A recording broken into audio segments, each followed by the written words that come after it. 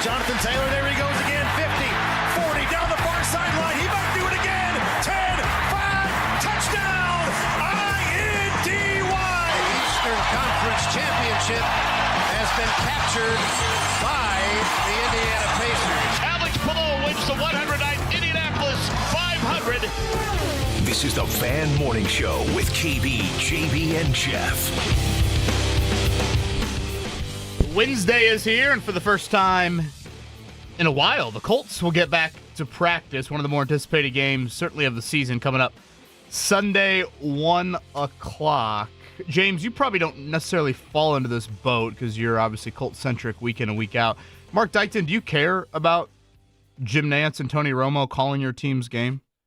Not really, especially considering it's a 1 o'clock Jim Nantz and Tony Romo. If it was like a late window one, maybe a little more so, more eyes on that one. But 1 o'clock, I mean, it's not. Doesn't add clout to the game per se. No. I think it's a great. I think that tells you that. I think that's always a good measuring stick of what the national media thinks of your team. Are you a draw? Do you think that's a sexy matchup and everything? So I always think that that's a good barometer to see, like, okay, we're starting to get in that class of, like, okay, we're in that zone of people are starting to look at us like, okay. But it is a 1 o'clock start, so I don't know. Again, Colts and Chiefs coming up Sunday, 1 o'clock as they return from their bye week. They'll get into that Wednesday, Thursday, Friday practice routine, and then off to Arrowhead coming up on Sunday afternoon. I'm Kevin Bowen. That was Mark Dykton, James Boyd alongside. How are you boys doing on this Wednesday morning? I'm good. I'm excited for practice, which sounds weird, but it feels like it's been forever that I was out there to actually do my job at West 56th Street. So hopefully we will see Chavarius Mooney-Ward, number 7, out there for the Colts. Yeah, a couple of interesting practice squad moves we can get to here in a little bit. And, yeah, I mean, looking ahead to Sunday, I think so much of it revolves, obviously, around Patrick Mahomes and Lou Anarumo's history with him. I do think we shouldn't forget about the other matchup. Daniel Jones and the Colts offense has come back down to earth a little bit here in the last couple of games. And Steve Spagnuolo, Kansas City's defensive coordinator, for your NFL nerds out there, if there was ever a Hall of Fame for assistant coaches, Spagnuolo is one that a lot of people would hold in that sort of regard, a la Tom Mora here from back in the day. And I thought you threw out some interesting numbers kind of late in the show, James, for our audience that maybe didn't hear that yesterday. I know you wrote a piece on The Athletic about that, so I do want to get into that a little bit more. It does sound like, looking ahead, that tomorrow night, again, we'll have Texans-Bills. That is our Thursday night matchup. It will be Davis Mills for yet another game for Houston. But C.J. Stroud did return to practice yesterday, and I bring that up because next Sunday the Colts play the Texans. And, James, I look at these next 2 weeks, and I kind of view the games in this light. Fans, or, I don't know, people out there that want the Colts to be viewed at on tier number 1, you'd rather go to Arrowhead and win this game. But if you're being technical, if you had to pick one of the 2 games to win, you'd rather beat Houston. That is true. It might lack the sexiness that Mark Dykton referred to earlier, but just because Spiro Ditas is on the call doesn't mean that all of a sudden that game doesn't matter more. I have no idea if Spiro's on the call next week. Spiro Ditas shouldn't be doing any more Colts games for the rest of the year, I wouldn't think. You don't think an Andrew Catalan game is sitting there? I think that, I don't know. I don't think so. Not with their schedule. No. I'd be shocked. Yeah, I would be too. I think, to answer your question, Kevin, that from a psychological standpoint, this is a big matchup for the Colts because you get a chance to shed your old skin, which you already have to a degree, going 8-2. Shed your old skin. That was a great analogy. Like a snake in the grass. Man. Yeah. I'm getting better at this radio thing. You can see the scales just sitting there. That's better than my Benedict Mather and Tiger Woods brothel from a few days ago. But yeah, I think you have a chance to kind of put your stamp on this season as you try to make that second push and say, hey, we're for real. And I think the Colts are legit. Perhaps I'm a little bit biased because I cover them in the market, but this is a chance for you to win over some other people in the national market, national media. Not that you win any awards for that, but I do think You go into Arrowhead, you knock off the Chiefs and Patrick Mahomes, the 3-time defending AFC champs, first week out of the bye, without DeForest Buckner, you're dealing with some injury things as well. Yeah, I think that would be a little bit better for the psychological approach to it. Yeah, I can certainly hear you out on that, but it is interesting, when you look at the divisional games the next 2 weeks, home with Houston, at Jacksonville after this Kansas City game, they carry a little bit more standing weight, if you will, but the psychological factor there, I don't think there's any denying that. So plenty of Colts talk here on this Wednesday. We'll get into the college football playoff rankings from last night. Indiana holding serve right there as expected at number 2. I'd say kind of a mixed reaction to where Notre Dame was in the polls, so we'll hit on that here. Upcoming, Stephen Holder at 8. Nate Taylor used to cover the Pacers here in Indy, now covers the Chiefs for ESPN at 9:30. We'll get this Kansas City side of it and how truly DEFCON the old meter is out there in Kansas City. But speaking of Nate Taylor's old beat, James Boyd, your old beat, if not tonight, when? Is that how I view the Pacers right now? Yeah, I think you do have to kind of take that approach. Charlotte isn't very good in their own right. So the battle of stink, right? Yeah, and can you, one, keep the game close and not get blown out, and can you, like you said, stack a win? Say that again. That sounded so pathetic when you said that out loud. Yeah, can you just show up and be competitive? That's the bar right now for the Pacers, That's let alone sick. getting a win. Yeah, I know.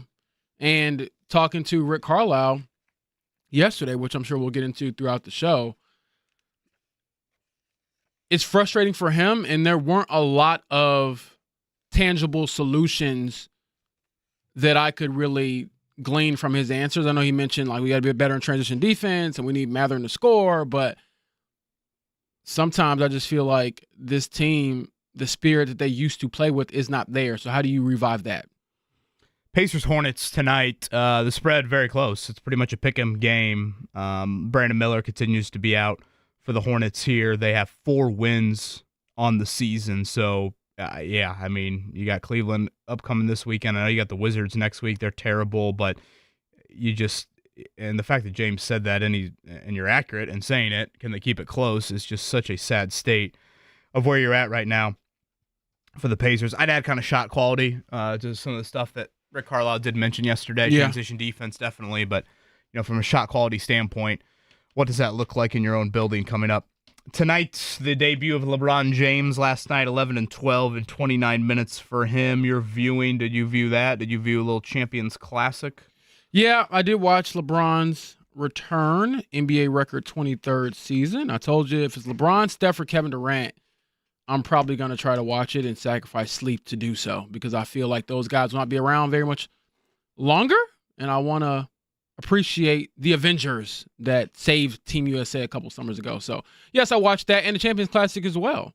I thought Tom Izzo and Michigan State looked great, by the way, running Kentucky out of the gym. Yeah, I was going to say, they really own Kentucky. I had forgotten about Flory Badunga on Kansas. I did too, but it was good to see him. Yeah, the Still early dunk dunking in the on game. everybody. Yeah, he's been averaging 16 a game for them. So unfortunately, Darren Peterson, who a lot of people view as a pretty high draft pick, was out for Kansas last night. The good Boozer played pretty well, I thought, 18, 10, and 5 for him in that one. So you got a little glimpse of what that 2026 draft class could indeed look like. Mark, how about we reward some early listeners? Sure. That commute in yesterday was pretty ugly. How about that weather yesterday about 5 o'clock? Oh, my God. That was one of the eerier things out there. I had a dentist appointment. It was at 7 a.m.? It wasn't at 7 a.m. My dentist that does might be open one of the sicker things you've ever shared with us. Yesterday, James Boyd says he has a 5 o'clock dentist appointment. Yeah. I don't...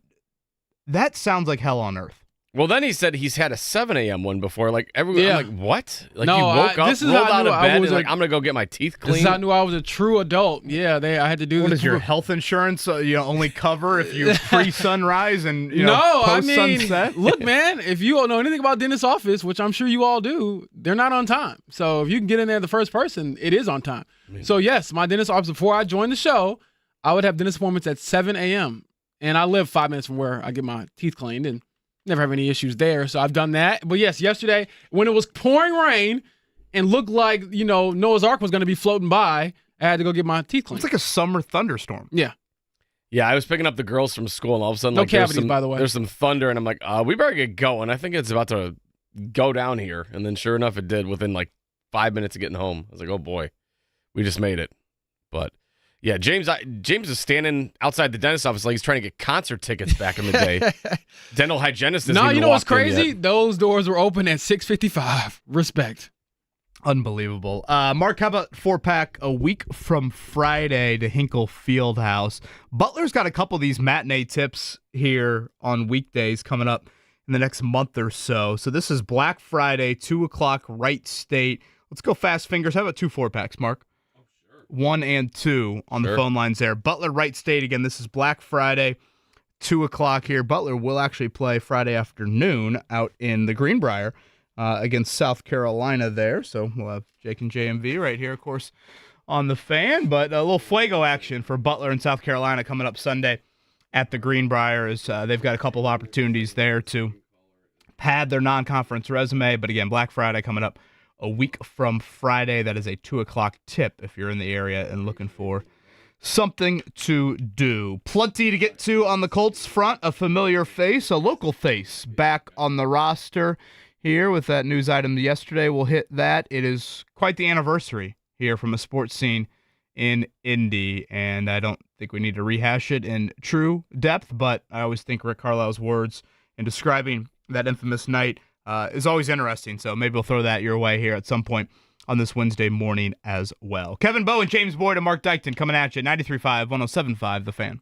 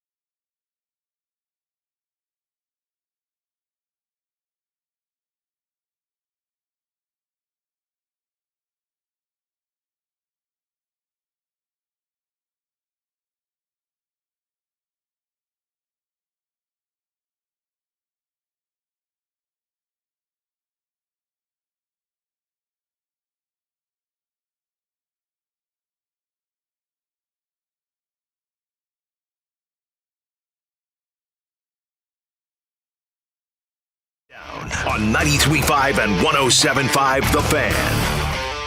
All right, tonight inside of Gamebridge Fieldhouse, the Indiana Pacers have an opportunity to get their second win of the season, which just sounds amazing. Can you imagine if I said to you, yeah, at this point of the season, Purdue football is going to have more wins than the Indiana Pacers? Is that really a fact? Whoa. Oh, yeah. I would have never guessed that in a million years. It's a sorry state of where we are at. Tonight, though, they are only a 1-point underdog. The Charlotte Hornets started off the season winning 2 of 3. They are 2-9 since then. No Brandon Miller for the Hornets. The kid from Duke, Knipple, is that how you say his name, with all the brothers? He's been outstanding here. He can shoot. Early in the season. Liam McNeely, remember the former IU commit who played at UConn? He's kind of taken on more of a bench role here in his rookie season. So that's some of the matchup tonight for the Pacers here. Injury report actually relatively straightforward. Benedict Mathurin is off of it totally here. Again, Aaron Nesmith going to miss about a month. Obviously, Obi Toppin out for quite a while. But opportunity for the Pacers to get their second win of the season. They are at Cleveland coming up on Friday. Another game with the Pistons coming up on Monday at Toronto Wednesday. And they'll do the New Year's, I shouldn't say New Year's, Thanksgiving lights game, if you will, next Friday night, which has kind of been a staple here in downtown Indy. Colts return to practice later today. James Boyd on the list for you of news items outside of Mooney Ward. Where are you going? Can I just stick with the IR news? Is Anthony Richardson going to be back today? Will he be back this season? I think that's noteworthy. I know you teased a little bit some of the movement we saw on the roster. That was a lot of movement, I would say. I saw that one tweet they sent. I was like, good Lord. There's a lot of moving and shaking going on. They shuffled quite a few practice squad guys. Mark former show guest George Odom back on the team. We had George join us, former Colt safety, great special teamer. We had him on when the 49ers made the Super Bowl. Not a ton of connections when that Super Bowl was around, but we had him join us, talk about his time with the Colts. So he's had a really nice NFL career as an undrafted free agent. I actually remember him in that 2019 win over the Chiefs. He got a rare start at safety, Sunday Night Football, and was outstanding in that game. He had an elbow injury this offseason and wasn't with anybody in camp. That appears to, of course, have been healed so far. 32 years old, so I would assume if he gets the call-up, it will be purely for special teams. And shout out to Eli Pankel, the Pendleton Heights product. He joins the Colts practice squad. Undrafted free agent out of Duke, spent the offseason with Jacksonville. The Colts haven't really shuffled any wideouts on the practice squad, but they do that with a local guy this year. One other guy to mention, Chris Wormley, the defensive tackle. He's probably the most newsworthy or biggest name, rather, on that list of movements yesterday, signed to the practice squad. Is that a bit of reinforcement because you don't have DeForest Buckner going into the Kansas City game? Yeah, definitely something to keep an eye on. So the Colts back to practice here later today. All right, last night we got another iteration of the college football playoff polls for Indiana. They stay right there in the 2 spot. So if the playoffs started today, they would take on the winner of Alabama-Oregon in a neutral site game. And then if the seeds held up from there, it would be Texas A&M in the semifinal round and Ohio State in the championship. For Notre Dame, they climb in at the 9 seed. They would be at Oklahoma. And then if those seeds held from there, if they were able to, I guess, upset Oklahoma from a seed standpoint, it would be Ohio State, Georgia, and IU. So Ohio State the 1, Indiana the 2, Texas A&M the 3, Georgia the 4. Anything of note for either of you two on the rankings from last night?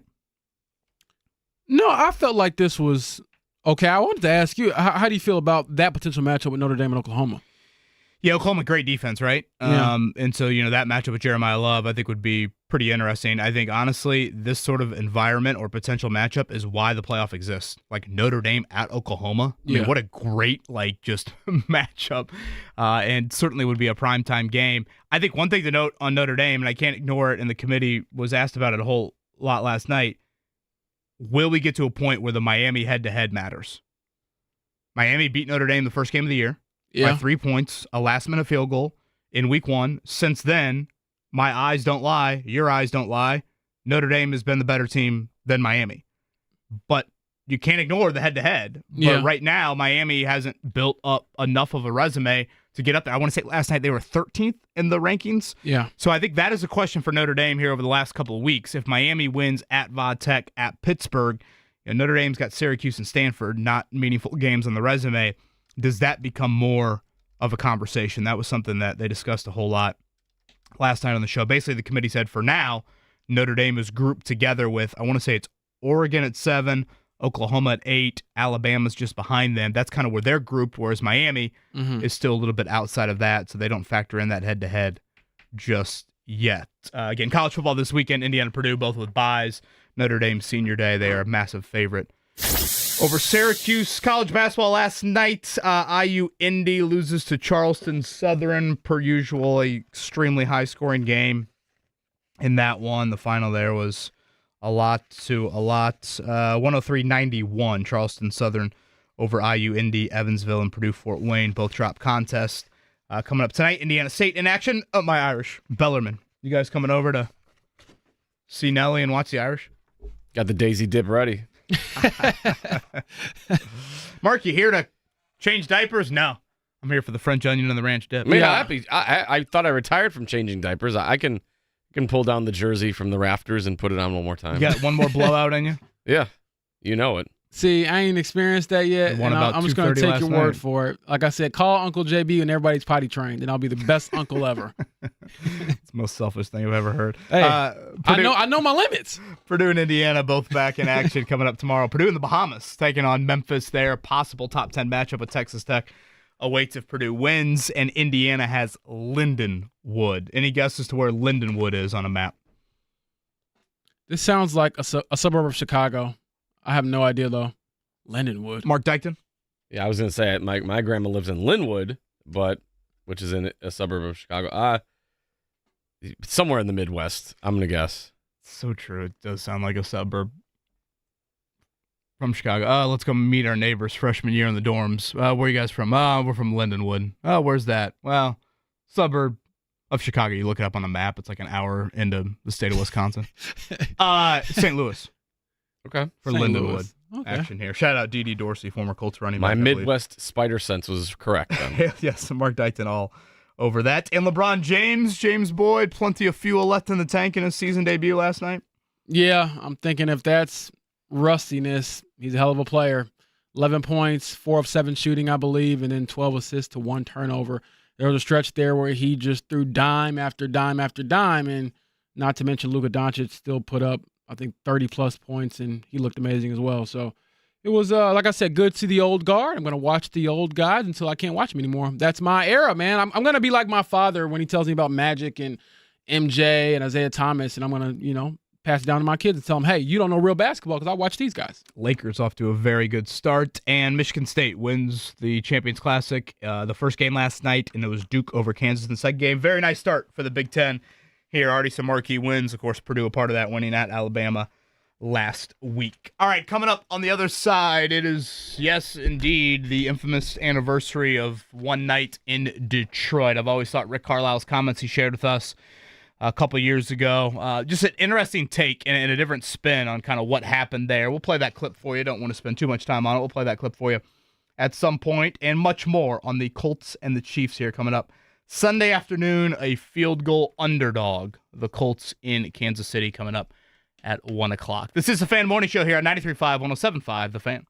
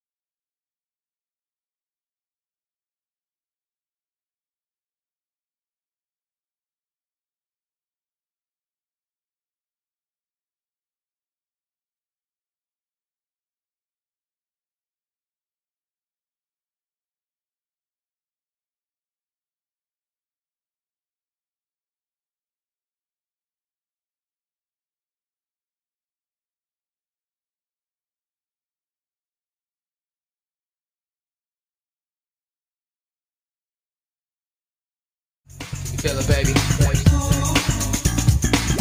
I can too.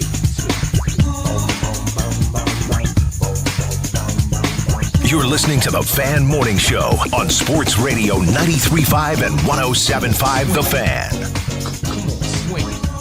We'll talk some Colts with Stephen Holder coming up at 8 o'clock. Kevin Bowen, James Boyd, and Mark Dykton with you here on this Wednesday morning. It was a great night of college hoops from a Champions Classic standpoint. Tonight, you've got a couple marquee ones as well. Arizona at UConn. That's 4 versus 3 in the polls. And then Alabama and Illinois taking on each other. I believe that's the United Center for that one. Unfortunately, Braylon Mullins has been out with an ankle injury, going to be out, I think, a little bit longer. So he won't play for UConn. I was thinking about this yesterday in regards to Indiana's non-conference schedule. Indiana's got Louisville coming up over Gainbridge Fieldhouse. That is a Saturday. I think it's the 6th or the 5th of December, Saturday afternoon. And then we start back up the Indiana-Kentucky series, which obviously has had a ton of debate among both of those fan bases. And for the first time since the Watt shot, you will have Indiana traveling to Kentucky that next Saturday. So, James, back-to-back weekends, Indiana basketball plays Louisville on a neutral floor here in Indy. And then the next Saturday, they are at Kentucky. And I would argue, with I think plenty of merit, that the fan base of the Indiana Hoosiers will care more about Indiana football on each of those Saturdays than they will Indiana basketball playing Louisville and Kentucky. Yes, but I think a lot of that has to do with one team is wildly more successful at the moment than the other. Well, if IU basketball were top 5. Well, hear me out for a second here. And again, it's what a time to be alive. But Indiana will have in all likelihood, the Big Ten title that Saturday. You're right. Yeah. So it's Indiana-Louisville at Gainbridge Fieldhouse. Yeah. I believe it's a 2 o'clock tip time. Right. And then if you want to, and boy, pray for the Candy Stripe Nation, pray for the downtown bars, pray for the livers, you could then make the walk over to Lucas Oil Stadium for what we are assuming will be Indiana and Ohio State on that Saturday night. And then the next Saturday, and I find this a little funny, ESPN hosts the rights to the Heisman Trophy ceremony. Right. So ESPN has moved the Heisman Trophy over to ABC. So, from a programming standpoint, Heisman Trophy Saturday is always just Army-Navy. From a college football standpoint, obviously, you don't play any more games.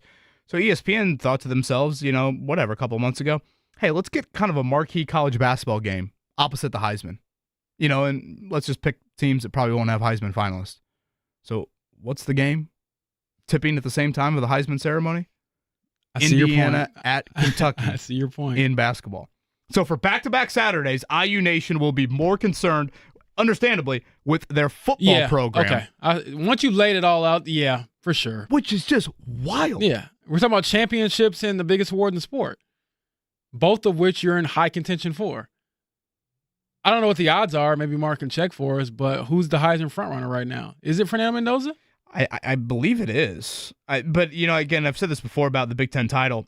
I almost think it's winner takes all of it.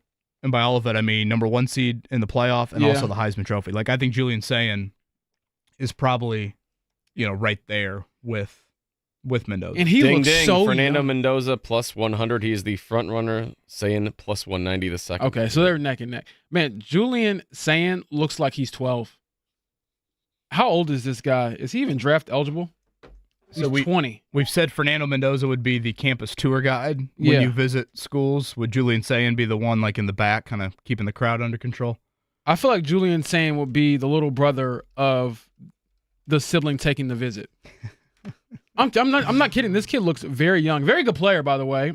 I want to say he hasn't thrown an interception this year. I might be mistaken on that. But it's very low. Oh, here it is, 25 touchdowns to 4 interceptions. So, yeah, great player so far. He looks like he's like a Disney Channel like bully or something at the high school or something. The cool kid. But yes, that is wild. Get out of here, nerd. Colts-Chiefs coming up Sunday, again, 1 o'clock. Nance and Romo will be on this game. James, I know anytime you play Patrick Mahomes, rightfully so, that becomes a huge, huge storyline. I was looking a little bit deeper. I'm sure you've done the same into the Lou Anarumo history with Patrick Mahomes. It's pretty well documented that Anarumo's had some success. Yeah. I believe at one point Cincinnati won 3 straight. Yeah, the runs they had Kansas against City. them were defensive based. Talking to our guy here at the Athletic, Paul Dehner Jr., he made it very clear when the Colts hired Lou Anarumo, like, hey, I know everyone gives the credit to Joe Burrow and it's slaying the dragon, knocking off Patrick Mahomes, having his number, but he was like, if you go back and watch those games, the defense carried them throughout that, especially that run to the Super Bowl. Yeah, I was looking at a couple of the playoff games, and one constant was sacking Patrick Mahomes. I think it was 7 combined sacks in 2 games, and it seemed like one of the wrinkles that Anarumo threw at Mahomes was not necessarily 5-6 man pressures or tons of blitzing. It was more of and we've seen this out of Anarumo this year, it was more of the dropping of 7 or 8 guys. And think about how many times we've seen Latu like in pass coverage this year. That was kind of more of his staple. Now, granted, Sauce Gardner and potentially Mooney Ward back. How does that change things? I can hear out it was the defense, but looking at those games, James, in the 3 times that they did upset Kansas City, the Chiefs still scored 24, 24, and 31 in those 3 games. Yeah. So as we transition to Sunday, I think it is a reminder of obviously the Anarumo-Mahomes matchup will get played out and will be certainly a big storyline, but you still have to score. And I know that sounds like one of the more elementary things, but duh. I think that kind of falls in line with where's the Colts offense at right now. Where is Daniel Jones in relation to a Kansas City defense that Steve Spagnuolo in his history is, I will bring the kitchen sink at you. Jim Bob Cooter described him as kind of a blitz architect yesterday on the Zoom call that we had with him. And I thought Joel Erickson pointed out an interesting thing of if you look in the Daniel Jones numbers over the last couple of weeks, his sack numbers have gone up infinitely. Yeah. But it's not like he's holding onto the ball longer. This is simply just the pressure, the actual pass rush pressure, is getting to Daniel Jones quicker than what it was earlier in the season. So, again, I know everything is Mahomes and Anarumo and will be for Sunday, but Spagnuolo versus Daniel Jones, that is quite the undercard in my eyes. Absolutely. This is going to be a chess match for sure. We know how much film Daniel Jones will break down, and certainly there's never been any issues with Patrick Mahomes studying the game. So, typical of these types of games, it'll come down to who can make the least amount of mistakes, because I think when you're facing teams like these, the Colts and the Chiefs, especially the Colts this season, if you make a mistake and they get a short field, they're going to punish you for it. These are teams that score. And, I think with the Colts, for the Chiefs' sake, if you're Patrick Mahomes and company, if you're the defense, rather, Chris Jones and company, you're thinking, boy, we have to find a way to help our offense out and get them off the field, because we know if the Colts don't turn it over, they're going to score, and not just score field goals, they're going to score touchdowns. So that, to me, has only been their issue. Like, if you look at their 2 losses this year, it's had to do with turnovers. And even in the games where it's got a little hairy late, it's usually that way because of turnovers. I'm not saying they're going to play perfectly clean games the rest of the way, but I do think when they look at some of their mistakes, a lot of it is like, if we just take care of the football and cut those turnovers down and win that battle, because they actually won that battle in the reverse in Berlin. I think there was 2-1, the turnover ratio. So, yeah, if they can flip those fortunes against Kansas City, I think they have a great chance of going in there and knocking them off at Arrowhead. We'll talk a lot of Colts coming up, 8 o'clock hour. Stephen Holder going to join us. But I want to make sure that we give some time to this next clip. And I'm not one that likes to rehash this on an annual basis by any means. I think, there's been a documentary on it. But today is indeed the 21st anniversary of the Malice at the Palace. And, a few years back, James, we had Rick Carlisle on. And I think it was in a 9 o'clock hour segment. So, maybe for our 7:30 audience that might have missed it or just forgot about it. The day that we had Rick on, it was the actual anniversary of it. And, he had brought up the brawl kind of organically in one of his answers earlier in that interview. And so I said, Rick, it's something I'm sure you've been asked about a million times, blah, blah, blah. But just kind of curious, your thoughts on it. And his answer went down a path that I didn't necessarily... First off, I didn't know how much he would get into it, and next thing I know, the answer was like 5 minutes long. So Well, let's play this here, Mark. Again, this is Rick Carlisle a couple years back on the brawl and kind of everything that unfolded for that Pacers team in that 2004 season. Well, I think about it very rarely, and yeah, I didn't mean to bring it up on the anniversary of it because I look back at it as one of the most positive experiences of my coaching career. We got off to a 7-2 start when it happened, something like that. We had a couple of games. Kevin, I don't even know if you were alive then. I mean, but I was. Unfortunately, I remember watching it live. Yeah. All right. Well, the next 3 games at home were, were like storybook type game. We had 6 guys available for. You guys almost won the next night, right? Yeah, and you had to dress 8.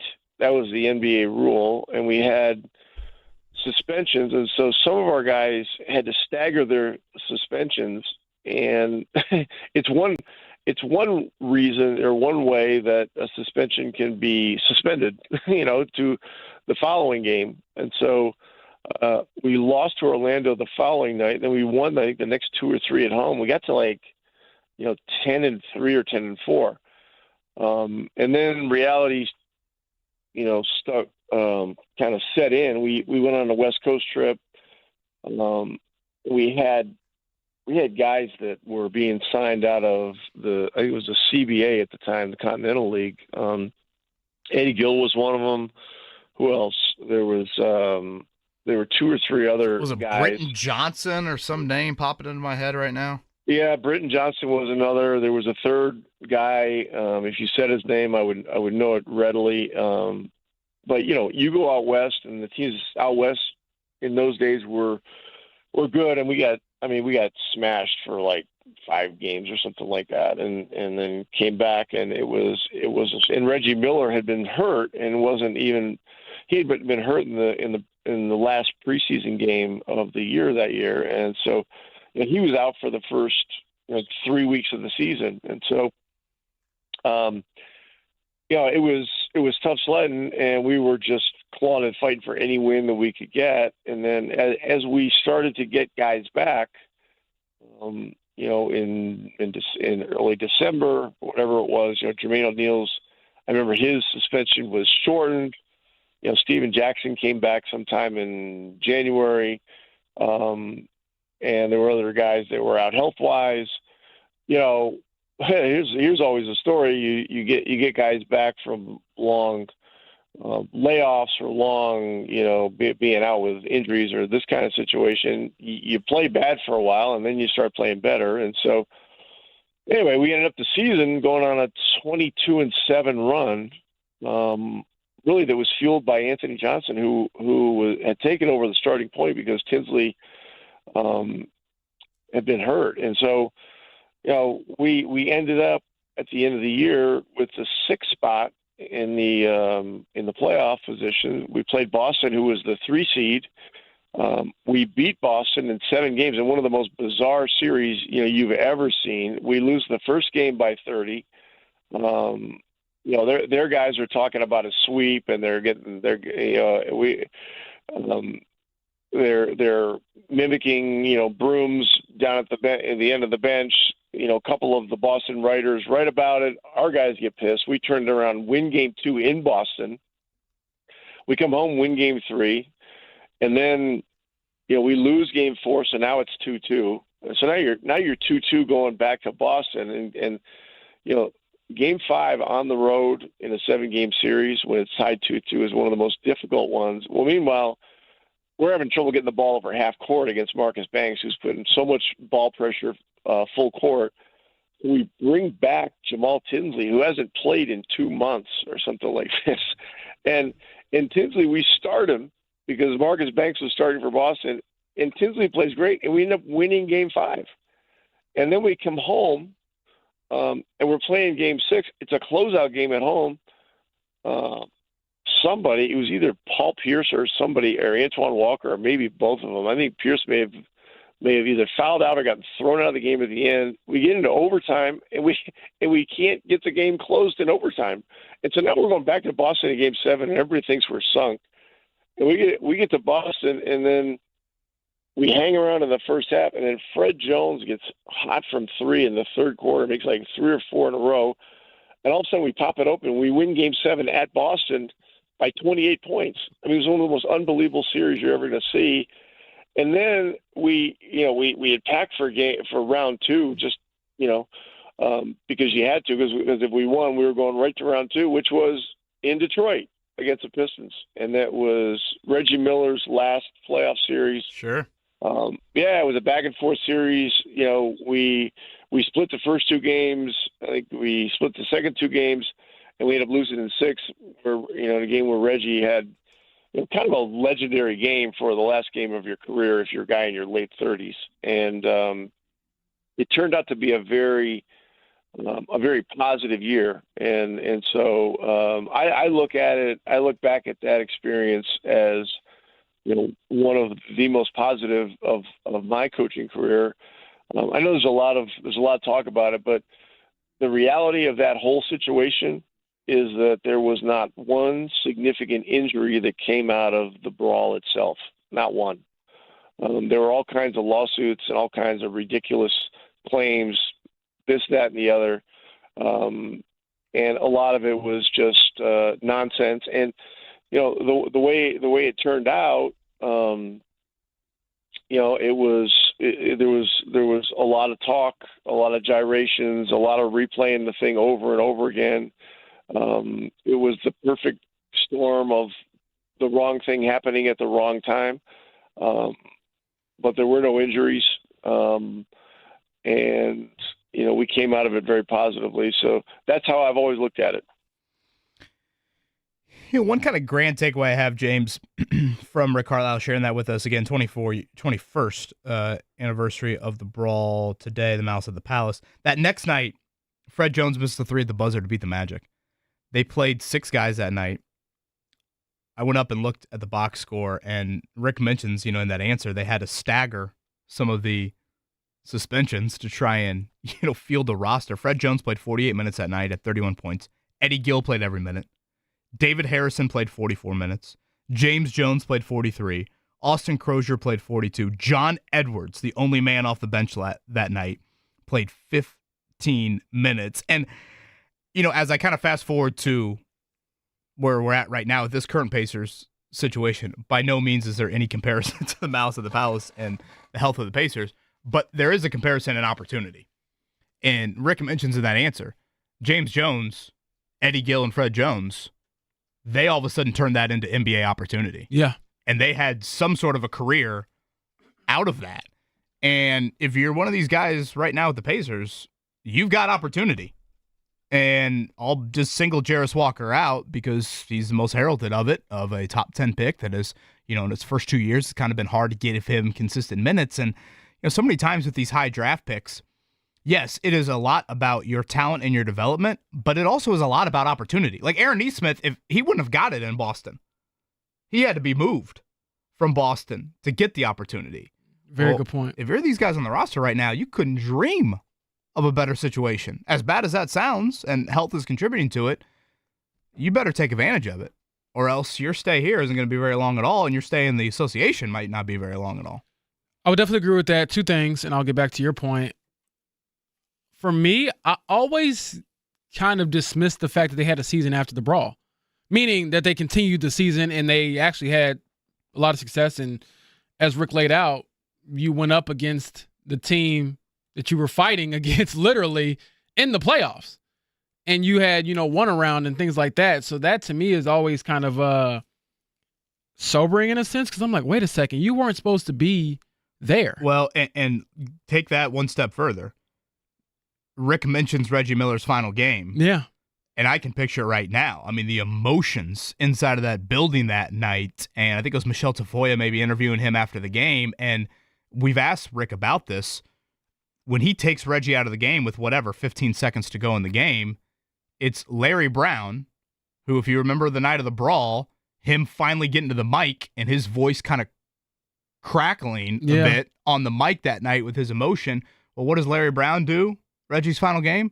He takes a timeout after Rick takes Reggie out.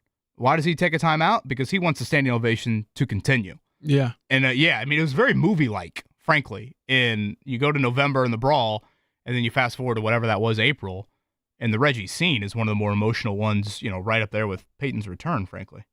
Yeah, I honestly think that Reggie had one of the better send-offs because he was playing for something at the end. Yeah. And playing well. Oh, yeah. I mean, he went off on his sword, 27 points in that Game 6 loss. But to get back to your point about just the opportunities that are with this current team, I wonder how much harder it is, and this had nothing to do with the brawl. The brawl was just such a unique situation where you can't really compare it to anything else.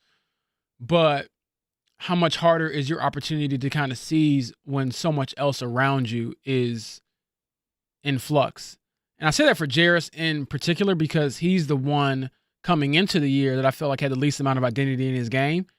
And then I don't know if you're able to really craft it. Maybe I make excuses for him, but how can you craft it when every game something is being asked of you differently? Like for Matherin, it's like, all right, well, we wanted you to pass a little bit more, but you know what? Lean into that scoring thing you do so well.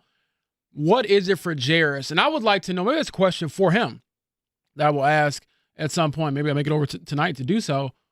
What things does he look at in his game and say, this, if I got to pick 2 or 3 things, hell, if I got to pick one to be great at this year, what is that one thing? What can I hang my hat on when everything else might not be going my way? Because in my opinion, dude, you got to do something to just make yourself some money.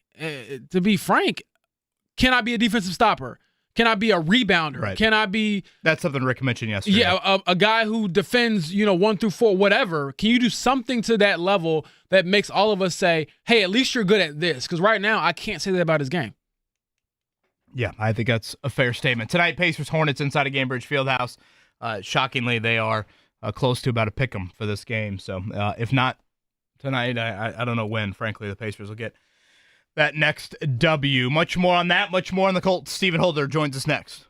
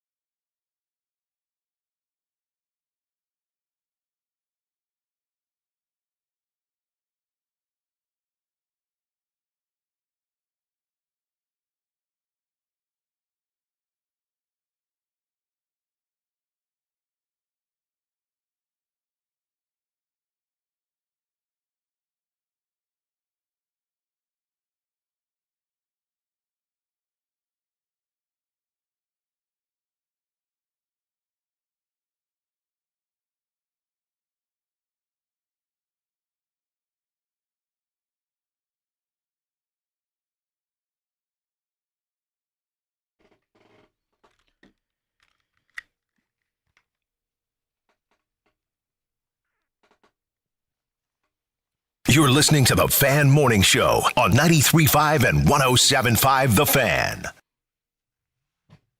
Colts are back to practice later today as they have returned from their bye week. It's Colts and Chiefs coming up this weekend at Arrowhead. Again, Patrick Mahomes, the only team he has yet to beat in the regular season in his NFL career, would be the Indianapolis Colts. Matt Ryan, Jacoby Brissett with a win over Mahomes. Quite the stat there as we head into Sunday again, 1 o'clock from Arrowhead to talk more about it. He is a cover of the Colts and does great work in his latest on Daniel Jones. A little Peyton Manning connection we'll get to here. He is Stephen Holder from ESPN. Stephen, I had to rub the eyes a couple times yesterday and squint just a little harder and said, boy, I know we've talked a lot about ESPN lately and its availability, but I swear my TV is showing me Stephen Holder and Jeff Saturday in a picture-in-picture. Did I see correctly yesterday?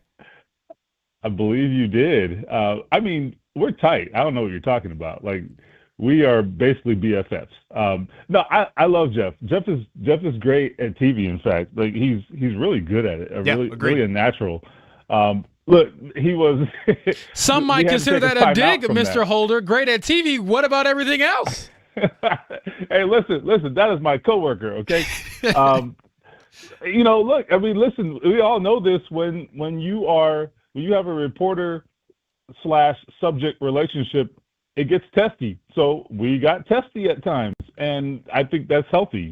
Because if we're always all nice all the time, then what are we even doing, right?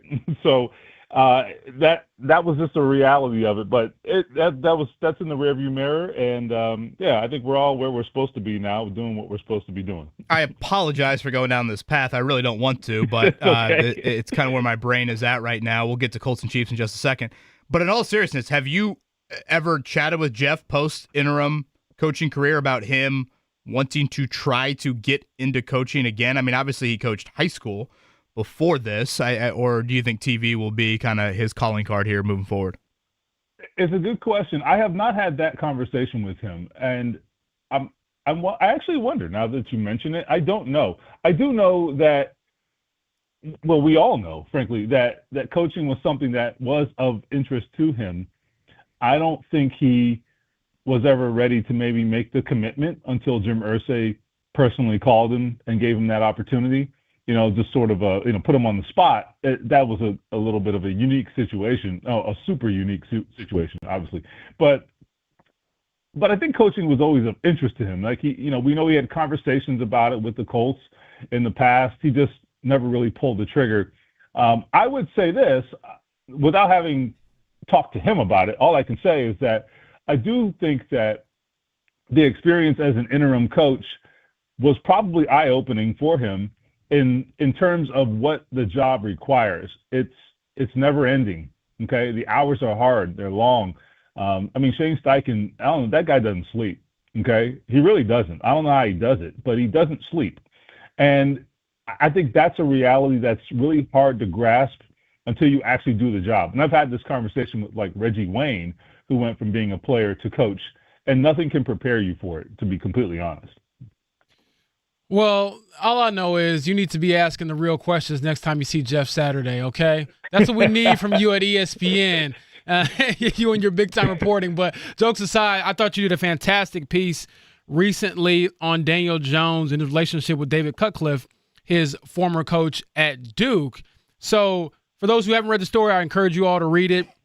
Not during the show, of course, at 10:01 a.m. But what kind of did you glean from those conversations about how Daniel Jones is wired? Because reading it myself, I felt like that kind of peeled back some layers that Daniel himself isn't quite willing to share. Are you saying that Daniel Jones is not loquacious and gives great insight in his interviews? Ooh, look at that Miami education. What a word. Listen, private school, baby. I would say, I think I agree with that. I think that's why we do these kind of stories, right? Because they give more insight, particularly when you're dealing with someone like Daniel, who I love Daniel. Like, I think he's a great human being. But like he is who he is, right? He's not going to be expansive, and he's not going to give you a lot of insight into what's inside him. But I think what Coach Cutcliffe did was really, I think, zero in on the fact that like he has the emotions that you would anticipate from a guy who's been through ups and downs like he has. And he said to me, he said, look, I would never share the conversations that we had when he was in New York, but he said, but you can probably imagine, you know? So I think that was his way of saying, like, that was really hard. It was really hard. And despite all the money he was making, and he was making plenty of money, he was a first-round pick, he got an extension. Hey, his bank account is doing great. But that, I think, doesn't necessarily eliminate whatever emotions you experience, right? When you are being ridiculed and criticized and struggling to achieve success, when some of it's maybe not all your fault. And I think this season is shedding more light on that, frankly.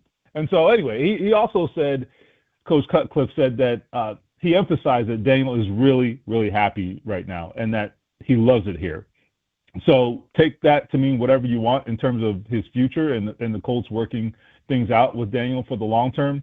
But this is a good place for him, and I think he knows it. And he also, Cutcliffe had really high marks for Shane Steichen and Jim Bob Cooter, who he's just a really big fans of. So those were some of the takeaways.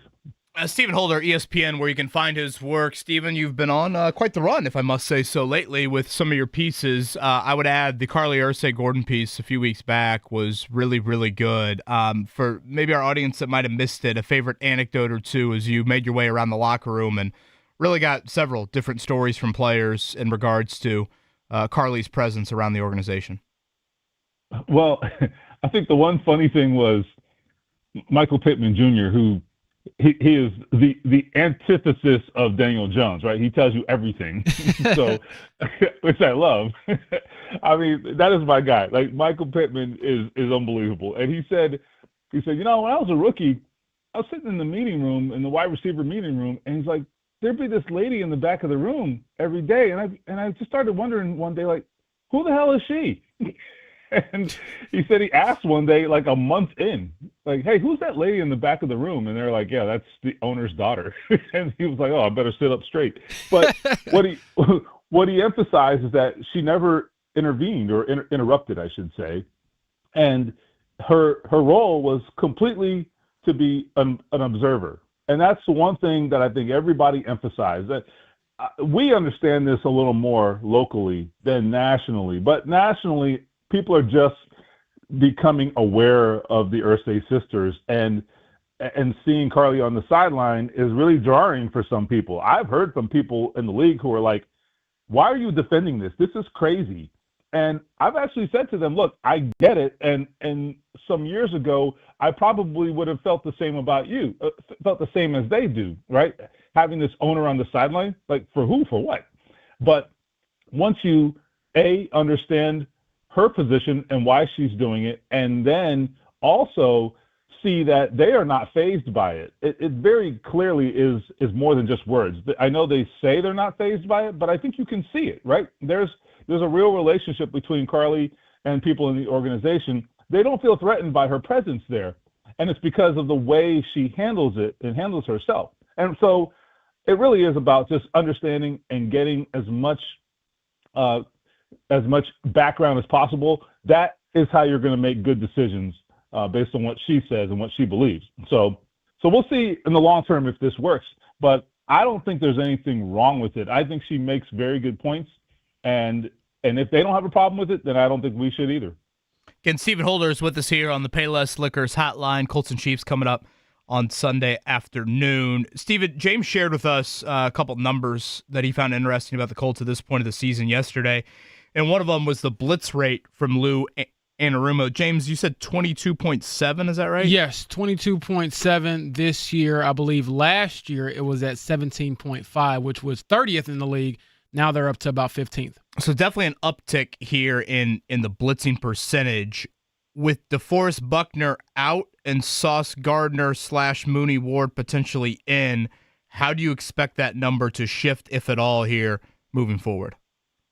So that is a good question. I actually I don't have numbers to back this up per se, but just my recollection from, I would say, the first couple weeks of the season when well, I guess maybe week 1 even, where they had their full complement, or they kind of did, I guess. They still were missing a couple bodies, but they had Kenny Moore, Mooney was out there. He was more aggressive, I thought, in the blitz calling early on, and then once they had more attrition at that position, I think you started to see him pull back. I have not seen it as much, I think, in those, like, I don't know, that second month of the season. I thought you started to see him really pull back. And I do think that it could go the other way now. I really do. And I think you're going to start to see, that mad scientist maybe emerge a little more. And it could be this weekend, right? I mean, he's certainly had the answers against Mahomes in the past. Can he do it again? We'll see. I do think that's a little bit of a subplot here, because you're going to have to account for the loss of DeForest Buckner. I don't care if you have Sauce Gardner or Deion Sanders in his prime, right? I mean, that is a huge loss. We can't pretend that it's not, and they're going to have to confront that. So I expect Lou Anarumo to pull out all the stops here. I think this is one of those games where it's like he's going to do what he has to do, and they may take some chances in this game that maybe we haven't seen from them. So I'm very excited to see what his game plan looks like and what wrinkles he might bring this week. Again, we have Stephen Holder, Colts ESPN reporter, joining us on the Payless Lookers hotline. Stephen, we've seen Alec Pierce take another jump this year. How much money is this man going to get on the open market, and should the Colts just prepare to break open the bank, as Michael Pittman Jr. told us a couple days ago? He's getting a bag, a humongous bag. Okay, I'm telling you now. Listen, I guess we got to look at what the market it looks like right now. But the cap goes up every year. The wide receiver market has exploded, I think, faster than just about any position other than quarterback. I don't even know what else. Maybe that's it, I'm thinking. So, yeah, he's gonna do very well. Okay, make no mistake. And yes, I think the Colts have maybe started to come to terms with what is happening here. And this is what it is. Alec Pierce, on some days, it looks like their number one receiver. Okay, and I know that sounds like a bold statement when the other guy's making a lot of money and gets a lot of targets. Talking about Pittman here, or even Tyler Warren for that matter.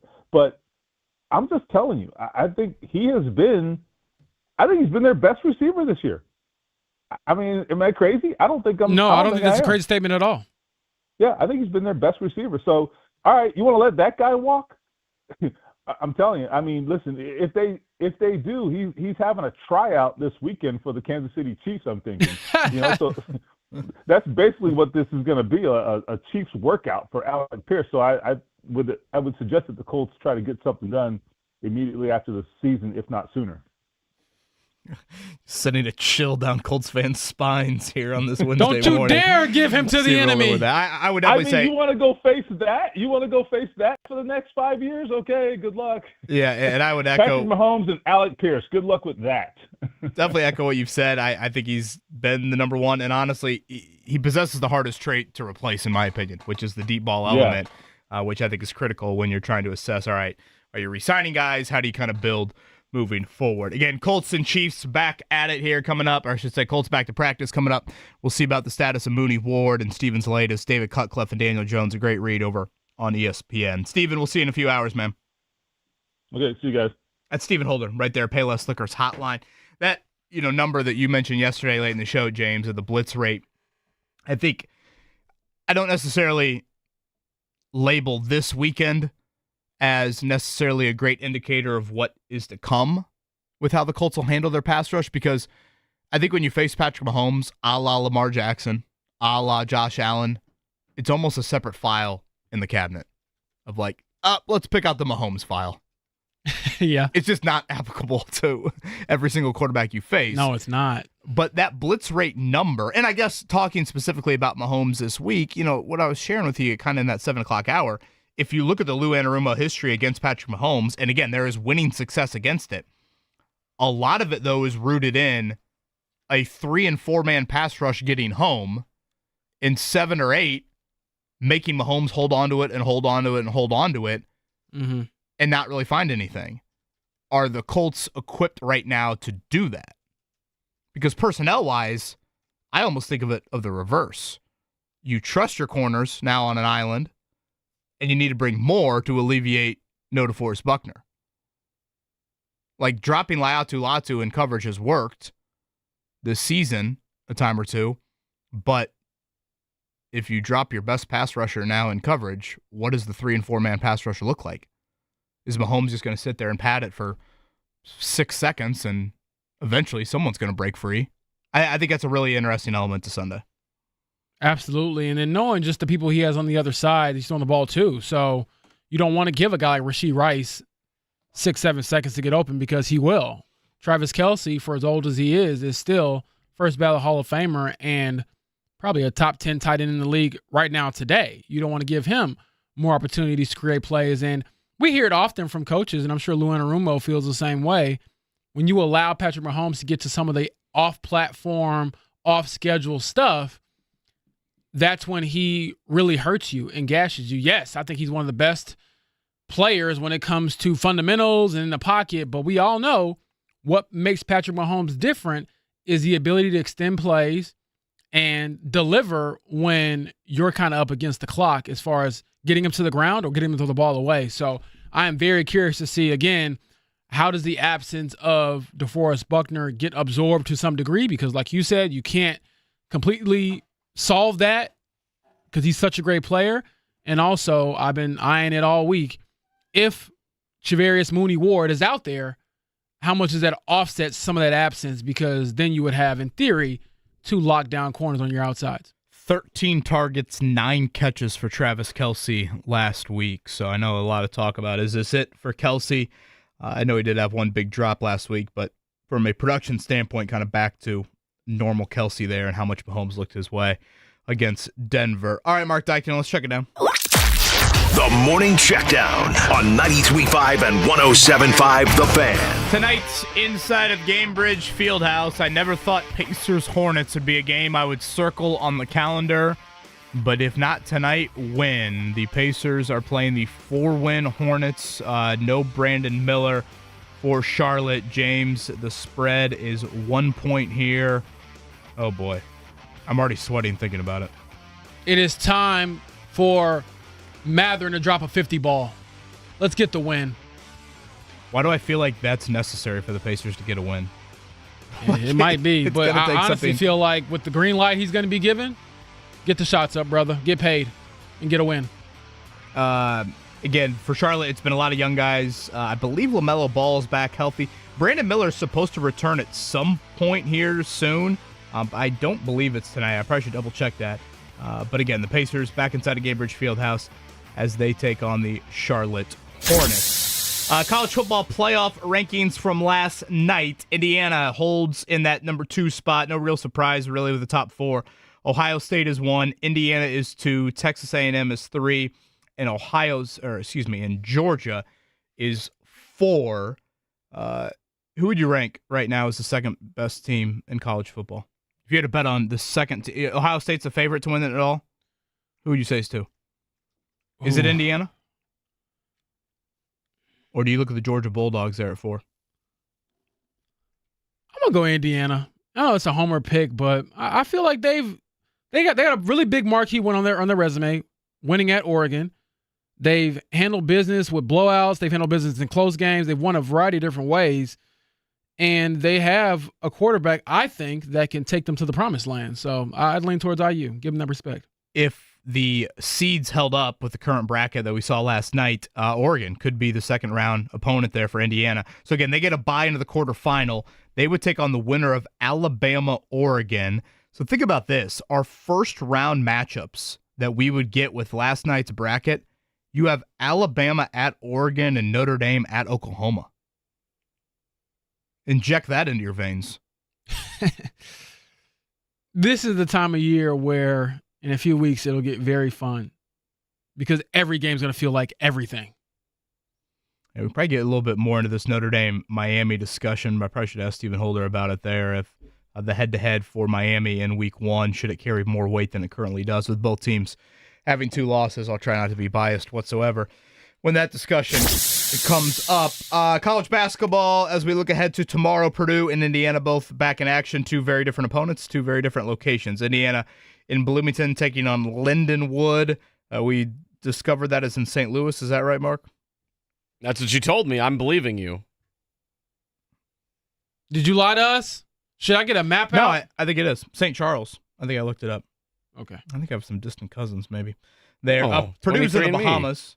They've got Memphis. Is that Penny Hardaway? Is he still coaching Memphis? I believe so. Penny Hardaway. Anthony Hardaway. Coaching the Tigers down there. So Purdue in a 4-team bracket in the Bahamas. If they win, they could take on Texas Tech. Pretty quality team for a neutral site game here early in the season. IU Indy loses last night to Charleston Southern. They put up 1 million points, but they also gave up 1 million points in that one. And James, I know you had some eyes on LeBron James' season debut last night. I did. 11 points, 12 assists. Just an ageless wonder. I was thinking to myself, if this is LeBron, soon to be 41-year-old LeBron at this age, he is quite the athlete. So I've enjoyed it. And like I said, whether it's LeBron, Steph Curry, Kevin Durant, sign me up because I don't have much longer of watching my favorite guys from this era.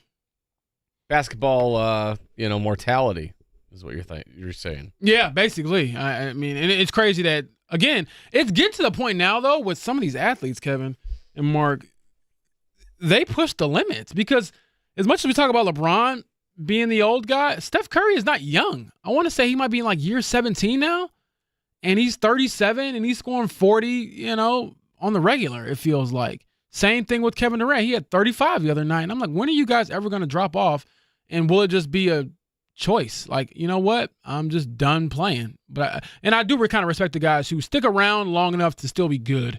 I don't want to see LeBron, Steph, or KD stick around so long where they can go out there and be the NBA players, but they're no longer stars. Thank you, Joel Erickson. He does confirm Lindenwood in St. Charles here. How the hell does Joel Erickson know that? He knows a lot of things. I'll give him credit for that. I'm not questioning his intelligence, but that's like... I told you, whenever I'm in a foreign country, I just figure out where Joel is and I know I'm safe. What do they have, a AA affiliate with the Brewers affiliated with somehow with Lindenwood here that I don't know about? We'll see Joel. It's been a while since I've seen Joel. We'll see him upcoming here as the Colts get back to practice. I would say a long list of practice squad moves for the Colts yesterday. A couple of them have some local or past ties with the team. We will share that on the other side and much more on the Pacers as they get ready to take on the Hornets in a game they need to have tonight inside of Gainbridge Fieldhouse. The Kansas City Perspective with Nate Taylor coming up at 9:30. This is the Fan Morning Show on a Wednesday.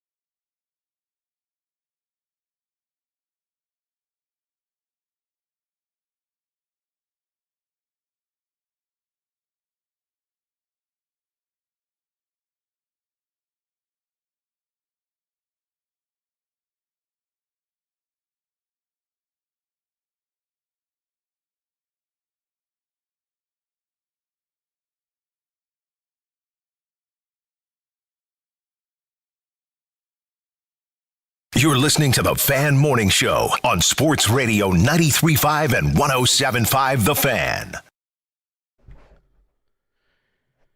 We'll get the Kansas City side of it here in an hour. Nate Taylor going to join us here, covers the Chiefs. Used to cover the Pacers, actually, here for the Indianapolis Star. Are the Chiefs bad, or are they just bad in one-score games, James?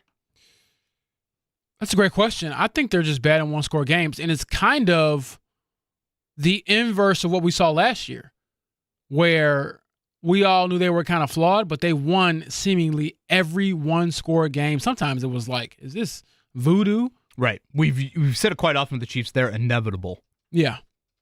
Now it just seems like a little chink in the armor. Yeah, and I think the inevitable nature of the NFL is finally getting them where you're not going to win every single one-score game.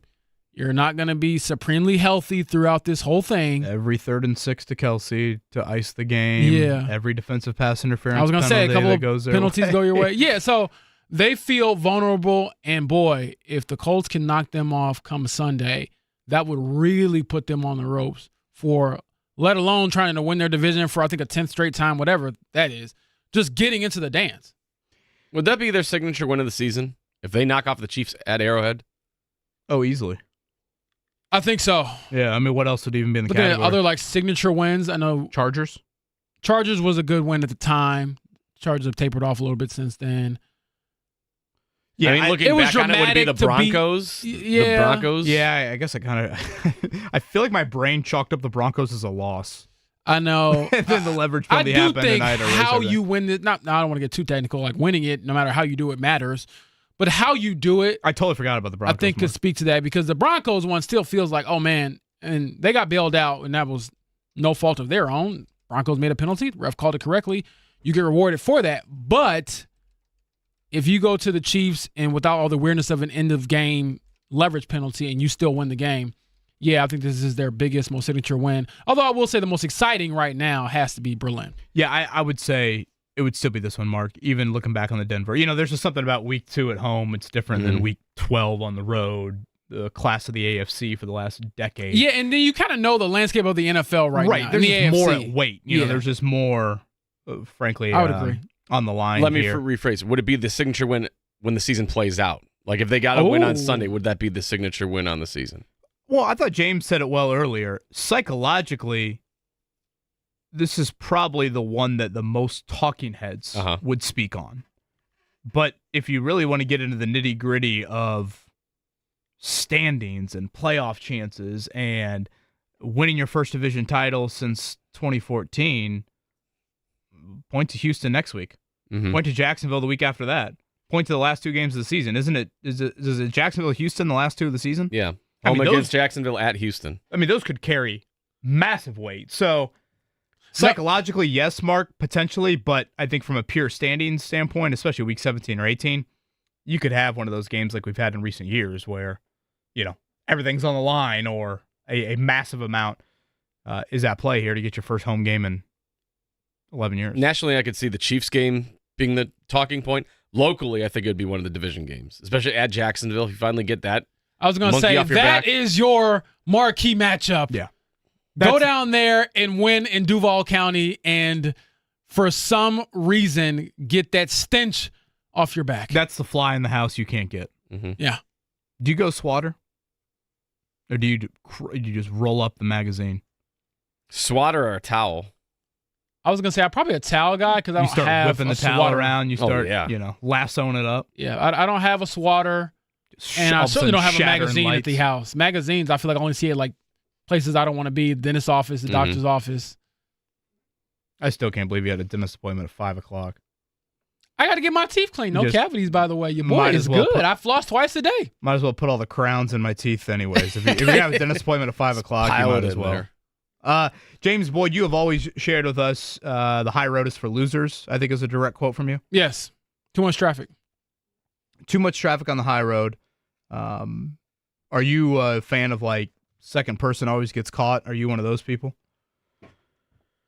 You know, the first act we see, and then so the second person should retaliate, but you're likely going to get caught? Yeah, I think you should absolutely retaliate, and I think I know where you're going with this. Yesterday, we shared yesterday on the show, and the appeal for Jamar Chase happened last night and was denied. So Jamar Chase indeed will be suspended for the Bengals game against the Patriots. Can I tell you how this went? Upcoming here, and I'll just quickly note that is not a good thing for the Colts because you want the Patriots to lose, given their record right now, and Jamar Chase not playing against them, I think, doesn't help their chances. But go ahead. Yeah, Jamar Chase said, I was just talking very loudly. I didn't mean to spit on him. I actually was just, trying to get my words out. And they told him, kick rocks. You're still suspended. I honestly think he should be suspended another game for even having the audacity to appeal it. He didn't do nothing but waste their time. I feel like they just showed up on some Zoom call and like threw a tie on, and got the basketball shorts underneath, and they're like, all right, we got to next case, Jamar Chase. Yep, he did that. Absolutely. He's wasting our time. Get him out of here, and they moved on. So Jamar Chase spits on Jalen Ramsey. Jalen Ramsey goes punch, gets tossed. Yes. And now in typical fashion, the head coach gets asked about that, and Mike Tomlin's answer very blunt, very honest, and I think heavily endorsed by James Boyd. I have no message if someone spits in your face. Do what comes natural. Again, Mike Tomlin here. I have no message if someone spits in your face. Do what comes natural. I have no message if someone spits in your face. Do what comes natural. That's a coach you can play for right there, is what you're saying? Absolutely. I feel like as a man, as a woman as well, you can't let nobody spit on you and you just don't react. I know my parents had this rule growing up when I was a kid. I never followed it. It was always like, if somebody does something to you in school, they hit you or whatever, you tell the teacher. Take the high road. Yeah, you do it once or twice. The third time, you can let them have it. I was always the first time type of kid. Once a couple people tried to punk me, I'm swinging. I'm not sure if there's ever been a truer statement from an NFL head coach than that from Mike Tomlin. Yeah, you got to swing. You just tried to disrespect me to the nth degree. And honestly, there's you got to be the bigger, you got to think about your, 10 teammates on the field, a 15-yard penalty. No one's worth a 15-yard penalty. Isn't that one of the famous quotes out there from coaches? That's true. That's true. But it's not when someone spits at you. Not in this case. This is an extenuating circumstance. Final drive of the Super Bowl. Steelers make it. They're taking on Mark's Bears. How about that? Mark's Bears against the Steelers in the Super Bowl. Caleb Williams scrambles on a third down, picks it up. He does a little first down celebration, and he goes Hawk 2 on TJ Watt. Oh, well, that Caleb Williams would never do that. He's a respectable young man. Is Mike Tomlin saying in the post-game press conference after the Super Bowl, as he loses TJ Watt on the final drive of the game, as he needs one stop, and the Bears go on to Cairo Santos a game-winning field goal, is he still saying that quote? Well, then I'm saying. You got to give him that Hawk 2 and spit on that thing. That's what I'm saying. It's a Super Bowl we're talking about. How did you find that so quickly? Oh, my goodness. I will say that we got to get to break. I am annoyed when people try to dismiss something like that. Like, I've seen all the Bengals writers, people who covered Jamar Chase for years, going back to his college days. Oh, we shouldn't judge him based off this one act. Yes, we absolutely should. There are some acts that I don't care what you did previously, I'm going to remember you for that. Sorry, you did it. That's one of them. Yeah, spitting's an indefensible offense. Yeah. I don't want to hear, well, actually, he was great with the Boys and Girls Club 2 weeks ago. I don't care. I hate when, Max Bowen does a little, like that. Oh. I just dude, stop. It just pisses me off. And maybe that's too, whatever. I need to grow up and not be such a mean parent. But gosh, I almost cussed. That bleep just pisses me off. That's how my parents were. Let it out, KB. How many Indiana Hoosiers could get drafted this year? We'll share that upcoming in a few. Much more. Colts get back to practice today. What does the schedule look like the rest of the season? A couple of interesting practice squad moves with some local ties. We'll share that on the other side. This is the Fan Morning Show. I have no message if someone spits in your face. Do what comes natural. You got to give him that Hawk 2 and spit on that thing.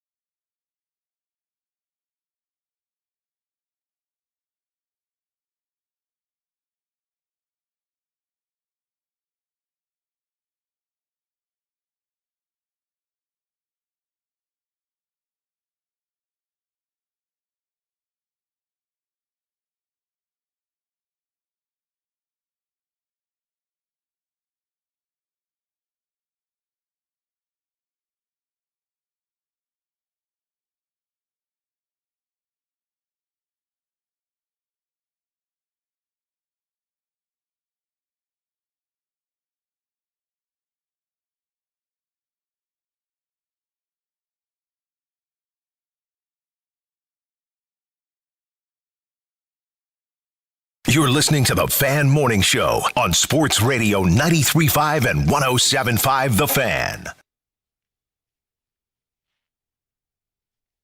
Kevin Bowe and James Boyd and Mark Dykton with you here on this Wednesday morning. Colts back to practice here in a little bit. We'll see if Travarius Ward indeed returns to action and plays. It would be his first game back at Arrowhead. Played for the Chiefs his first 4 seasons in the NFL. Remember when the Chiefs kind of used to be like Indiana West?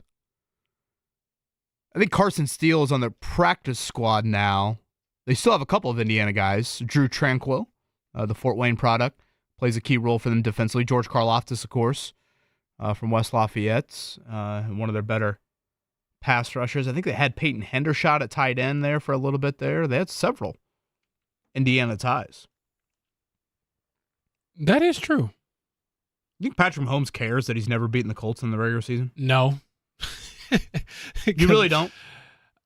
I think on this week, yes, because he's a competitor, and if you're of the Michael Jordan, Kobe Bryant mentality, you find any little thing to pull at to get that competitive edge. But no, in the grand scheme of things, I don't think he really cares. It's like a fun fact, but okay, the year you beat Patrick Mahomes, the last time you faced him, what was in 2022? He won his 3rd championship, I believe, or won a Super Bowl that year. So, no, he don't. And again, just to be clear, he has beaten the Colts in the playoffs, just not in the regular season. Jacoby Brissett and Matt Ryan. See, again, when you put it like that, it doesn't sting the same. You got to be able to say, I beat you down. You know how the NFL stats work. They're usually all regular season That's also based. the same thing as with the NBA as well. So, I mean, but you got to be able to have like a little Lou Anarumo success against them where it's like, I beat you 3 straight times, well, whether it was regular season or the playoffs. That's what they could be going for, regular season-wise here on Sunday. I was thinking back to when the Colts beat Kansas City in 2019, Sunday Night Football at Arrowhead. I was reminded of it furthermore yesterday. The Colts made several practice squad moves. And, James, I'm curious if any stood out to you, but I'll mention the name that definitely jumped off the page, and that was George Odom. I think Colts fans will probably recall his name. Undrafted free agent back in, I'm going to guess, 2018. Was a great special teams player here. Hardly ever played defense, but one of the very few opportunities he got defensively was he started on Sunday Night Football against the Chiefs back in 2019 and was great in that game. The Colts defense was outstanding in that contest. Marlon Mack ran for about 130 yards. They largely played keep away. Did the time of possession thing where they had the ball 15 minutes more than Kansas City. They were able to get that win. Odom ended up signing a bigger deal, I should say, with San Francisco. Played out there, made it to a Super Bowl. An elbow injury sidelined him this offseason. Seemingly he is now healthy, and at 32 years old, the Colts have brought back George Odom to their practice squad. So, really the Colts special teams, James, outside of a few penalties, they've been very good lately over the last few weeks. Yeah. Coverage and return-wise. Special teams coordinator Brian Mason certainly gives us all the details every week, and they're top 10 in a number of categories. Yeah, outside of extra points, they are doing a very nice job right now here. So George See, Odom, you didn't ask him the question you asked us. You should have asked Brian Mason, hey, how do you feel about Matt Gay? I did not. I asked him if Josh Downs would still be the punt returner once Anthony Gould comes back. Is Josh Downs too risky for you? Yes. I've had a few people reach out and say he's too risky. I would think so, especially at his size, his stature. Not saying this is going to be. There's some nice reward with that. He's had a few nice returns. He's also had a few blunders. I don't want to dismiss those either. So I think if you're going risk versus reward, the reward is it don't matter where we get the football on the field, our offense can go down there and get a touchdown. So that's where I'm leaning. Any of these practice squad moves stand out to you? I think there was 4 of them, right, yesterday, which is a lot. Yeah, I think the Chris Wormley addition, again, this is the biggest name of that group that was brought back. As far as I think accomplishments in the league, George Odom is obviously the biggest name for the indie market. But Chris Wormley is a guy who's been around the NFL and plays defensive tackle. Could he be someone that you look at and say, how do you help us fill the gap without DeForest Buckner? And I'm not saying Chris Wormley will come in here and start. I think that deserves to go to Adetomiwa Adebawore or Neville Gallimore, someone of that nature, like they kind of did it in Berlin against the Falcons. But someone to kind of give you some reinsurance up front, some reinforcements up front, and also a guy who is not a stranger to playing NFL games. He's been a veteran, been around the league, former third-round pick in 2017. So he's someone that has caught my eye. And shout out to the Arabians of Pendleton Heights. Eli Pancol also signed yesterday by the Colts to their practice squad. Was originally an undrafted free agent of the Jags this offseason. 25 years old, played at Duke. So he will get a practice squad spot. I think they still have Coleman Owen and Laquan Treadwell. A lot of practice squad wideouts. Laquan Treadwell forever. Keep him around. I don't know if that is, I don't know. When you see all these practice squad moves, James, I'm always curious, like, is there more here? Or are they just reshuffling to reshuffle? There is part of me that thinks that, like, could we walk in a few hours today at the facility and Shane Steichen says, hey, XYZ is out for the foreseeable future or whatever, which in that case we would ask many more questions like, wait, you didn't play last week. What happened during the bye? Did somebody have too much fun? But until then, I think it's not nothing, but I don't want to make it too much of something. Mark, do you like Tony Romo on the call Sunday? Are you a Romo guy? Not really. I think he's gotten better than he has been the last few seasons, but I could take it or leave it. I'm usually zoning out when he's talking, usually. I like Jim Nantz a lot. Love Jim Nantz. I was going to say, who doesn't like Jim Nantz? If you don't like Jim Nantz, it's a character flaw. Tony Romo, as far as like the player analysts, is he like too Gus Johnson-y? Is he too just like building up moments that aren't really real? Or yeah, and I just think there's just times where he steps on. He steps on. He steps on Nantz a lot too. And times I'm just like, there's times I'm just Tony, just all right, pipe down. You're getting paid handsomely. You don't need to talk every other sentence. There is an art to it. There is certainly an art to it. Because, for example, we do radio, so you have to talk every second. But there are times where I feel like Tony Romo, and I'm not saying this is an easy thing to do, but you can let the moment breathe a little bit more because you have the visual. And I think like when he was he was predicting plays out of the gate, like when he was fresh out of the game, people were like, wow, like this is unbelievable. He's calling he's calling exactly what's happening. And they kind of had a couple years out of the league and he kind of didn't do the homework. And then he was just kind of like reacting to things instead of really providing any analysis at all. So yeah, I'm looking forward to. I really don't watch a lot of Roma. I'm actually looking forward to it because I hear so many opinions and probably most of them negative, frankly, on him. And he's gotten better. Like I said, the last time they did a Colts game was a home game. Yeah. So obviously I didn't, necessarily watch that. So for your road audience out there, radio it'll be Matt Taylor and Joe Wrights. For your road audience out there watching on TV, you will get Nantz and Romo for the first time in a couple of years. Much more on the other side where the Pacers are at, as they've got one that, boy, I hate to call things on November 19th a must-win, but dear Lord, it almost has that feel to it as well. And could we have a record in Bloomington when it comes to a little NFL talent as well? We'll hit on that upcoming 9 o'clock hour. Kevin Bowen and James Boyd and Mark Dykton right here on a Wednesday.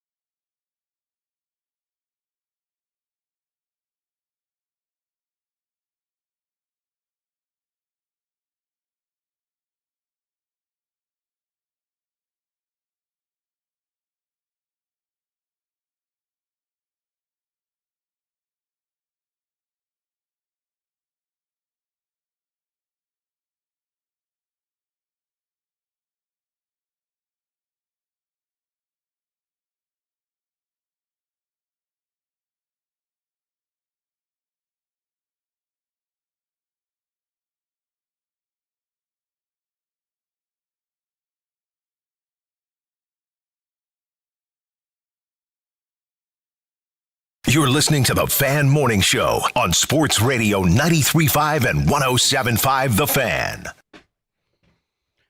Get the Chiefs side of things coming up here at 9:30. Nate Taylor, who covers Kansas City again, they all 5 losses, 1-score games, the polar opposite of really how they have ever been under Mahomes. They always pick up the third down. They always get the third down stop. Harrison Butker always makes the field goal, and yet this year that has not gone their way. So we'll do that here coming up in about 30. I've got some motivation for Rick Carlisle's bunch tonight. Well, bring it on. Do you just play the brawl tape and say, hey, you go out there with this kind of fight? Well, maybe the first fight, the first 46 minutes of that game, whatever the Pacers had done at that point to build the lead before all hell broke loose. Thank you to Ben Wallace for that, not leaving the floor in a timely fashion. They need to make Jeremiah Johnson work more.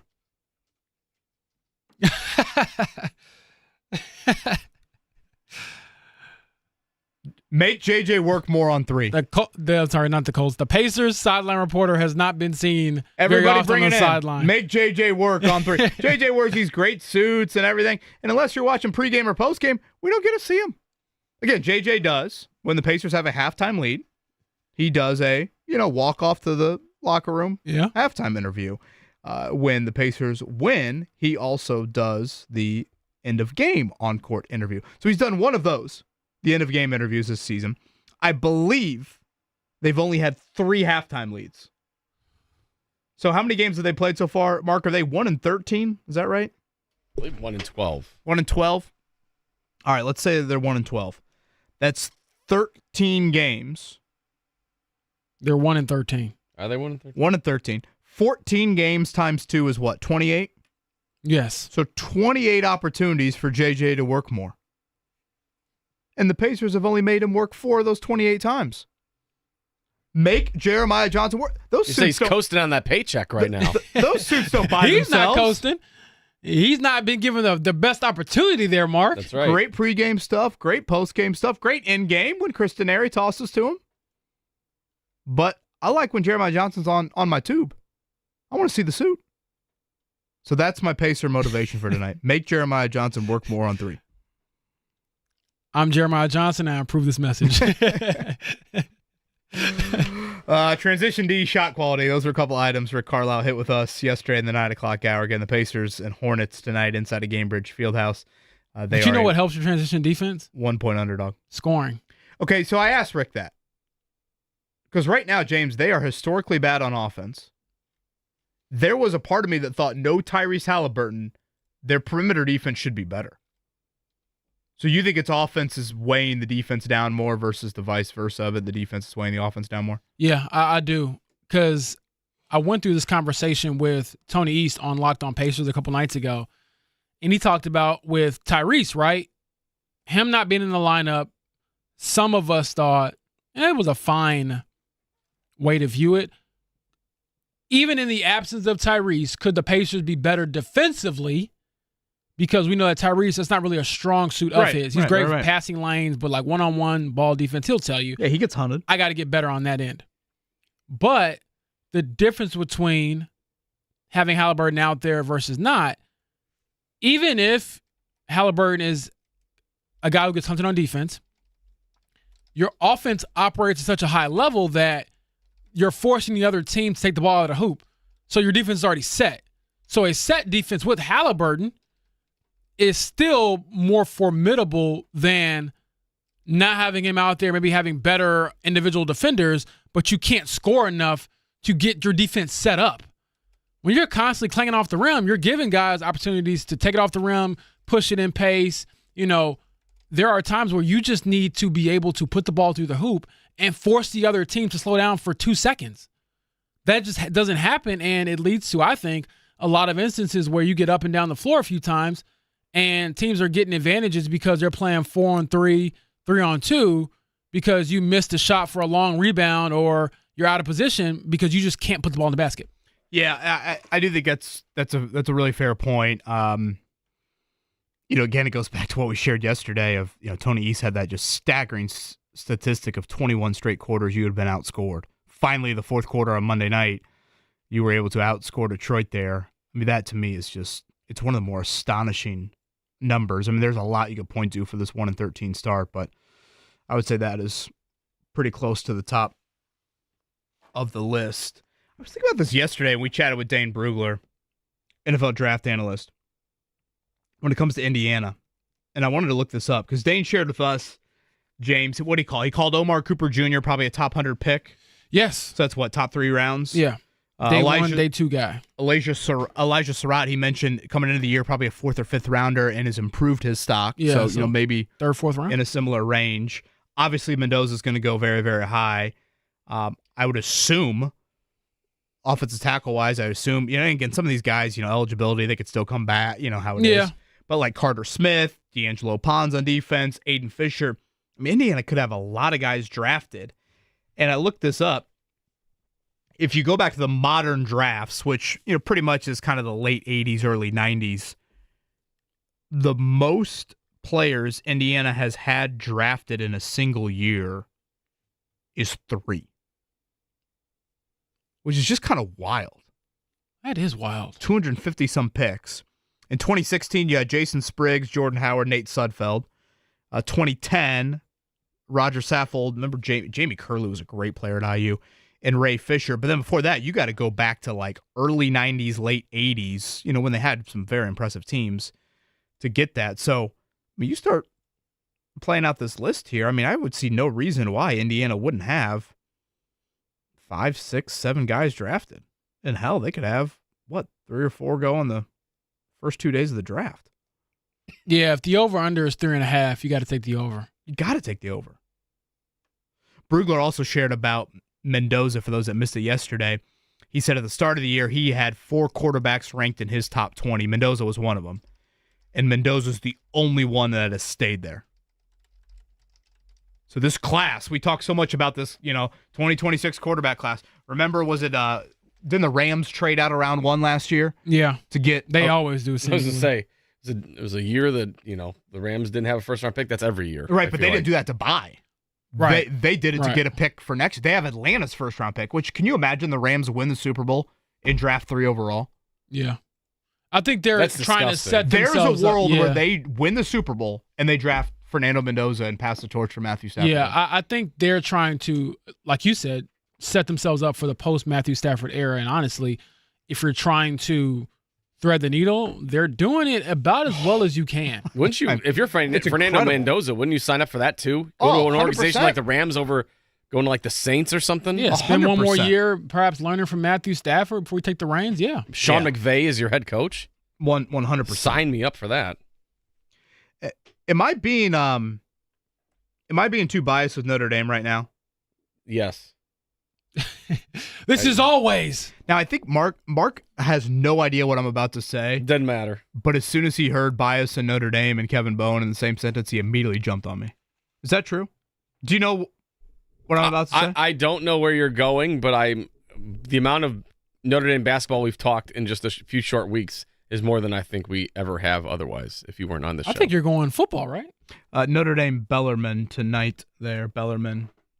Scrappy bunch out of Louisville. Here. I can already tell my invite is getting rescinded. I'm not. He's going to send me to the wrong house. Trap game here. Notre Dame at Ohio State over the weekend. Notre Dame has got Kansas coming up on Monday. A little trap game. We got to, stay on the straight and narrow. Don't be texting the St. Mary's girls. Focus on the task at hand here. It's Bellarmine tonight, 7:00 inside of Purcell Pavilion. Okay, so if anybody watched the college football ranking show last night, sandwiched around the Champions Classic, Michigan State rolls in the first game. Duke beats a banged-up Kansas team in the second game. You got the poll release in the middle, and pretty much all of it was centered around 2-loss Miami. Yeah. So here's Miami with 2 losses. Here's Notre Dame with 2 losses. Miami, week 1, did what to Notre Dame? They beat them. As the season has played out, I have 2 eyes. James, you have 2 eyes. Mark, you have 2 eyes. I have 4 eyes. If you watch Notre Dame... If you watch, I think we're all glasses people here. If you watch Notre Dame and Miami play football, I'll speak for each of you. And yes, I'm biased. Notre Dame is better than Miami. Your eyes would tell you that. But Miami fans are griping. They're saying, wait a minute. We've got the same record as Notre Dame. We beat Notre Dame. Yes, they did. Why are we 13 and Notre Dame's 9? Should Miami fans have a gripe? I think they should. Do head-to-heads matter? Should You would think head-to-heads so. Should head-to-heads be everything? Or do they evolve? Do week 1 head-to-heads matter?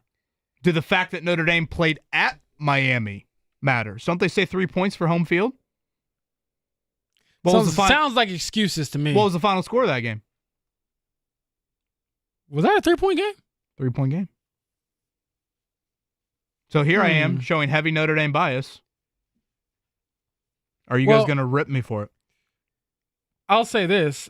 One of our former colleagues has already ripped you for it because Nicole Auerbach now she has a million jobs. She's at NBC Sports. She does great work, by the way. She is. She's fantastic. Used to be at The Athletic.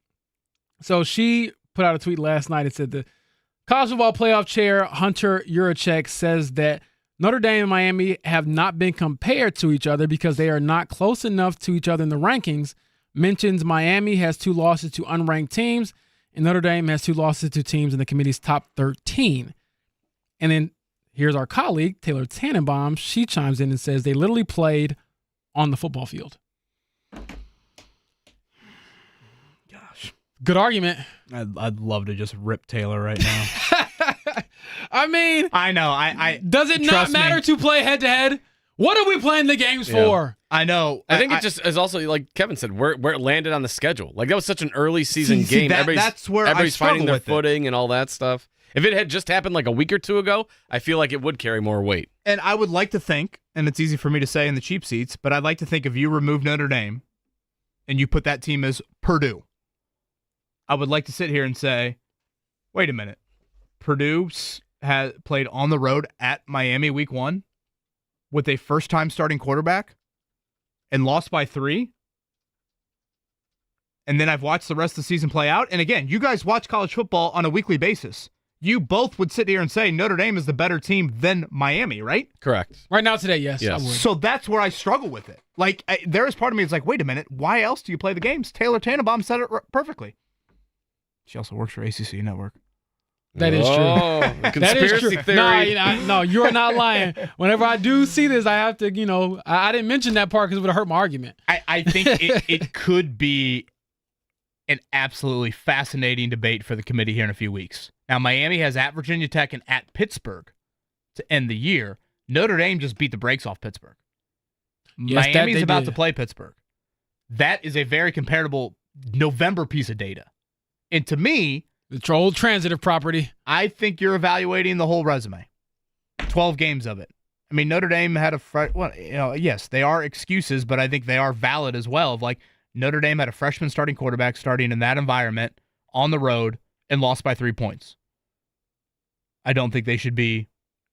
Does that context matter? Not the overall loss, but they're starting a freshman quarterback. I don't know. Maybe that doesn't. Maybe, hey, that's how your roster's been built. Yeah. That's your You decided fault. to start them. But I do think the fact that you went on the road week 1 and lost by 3 points is not, and clearly the committee agrees with me right now. The committee also likes money. Well, I mean, let's not get into a whole Notre Dame conspiracy I really can't go there. theory Like, here. Miami has a huge brand.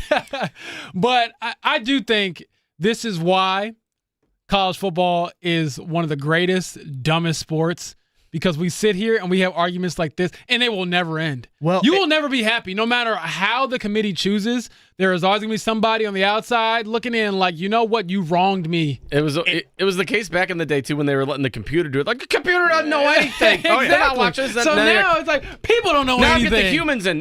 Nothing will happen There's now. always Like, these bias. guys don't know anything. Yeah. And James, you love these storylines. I do. These debates. And in 2 weeks, let's say Miami wins these 2 games.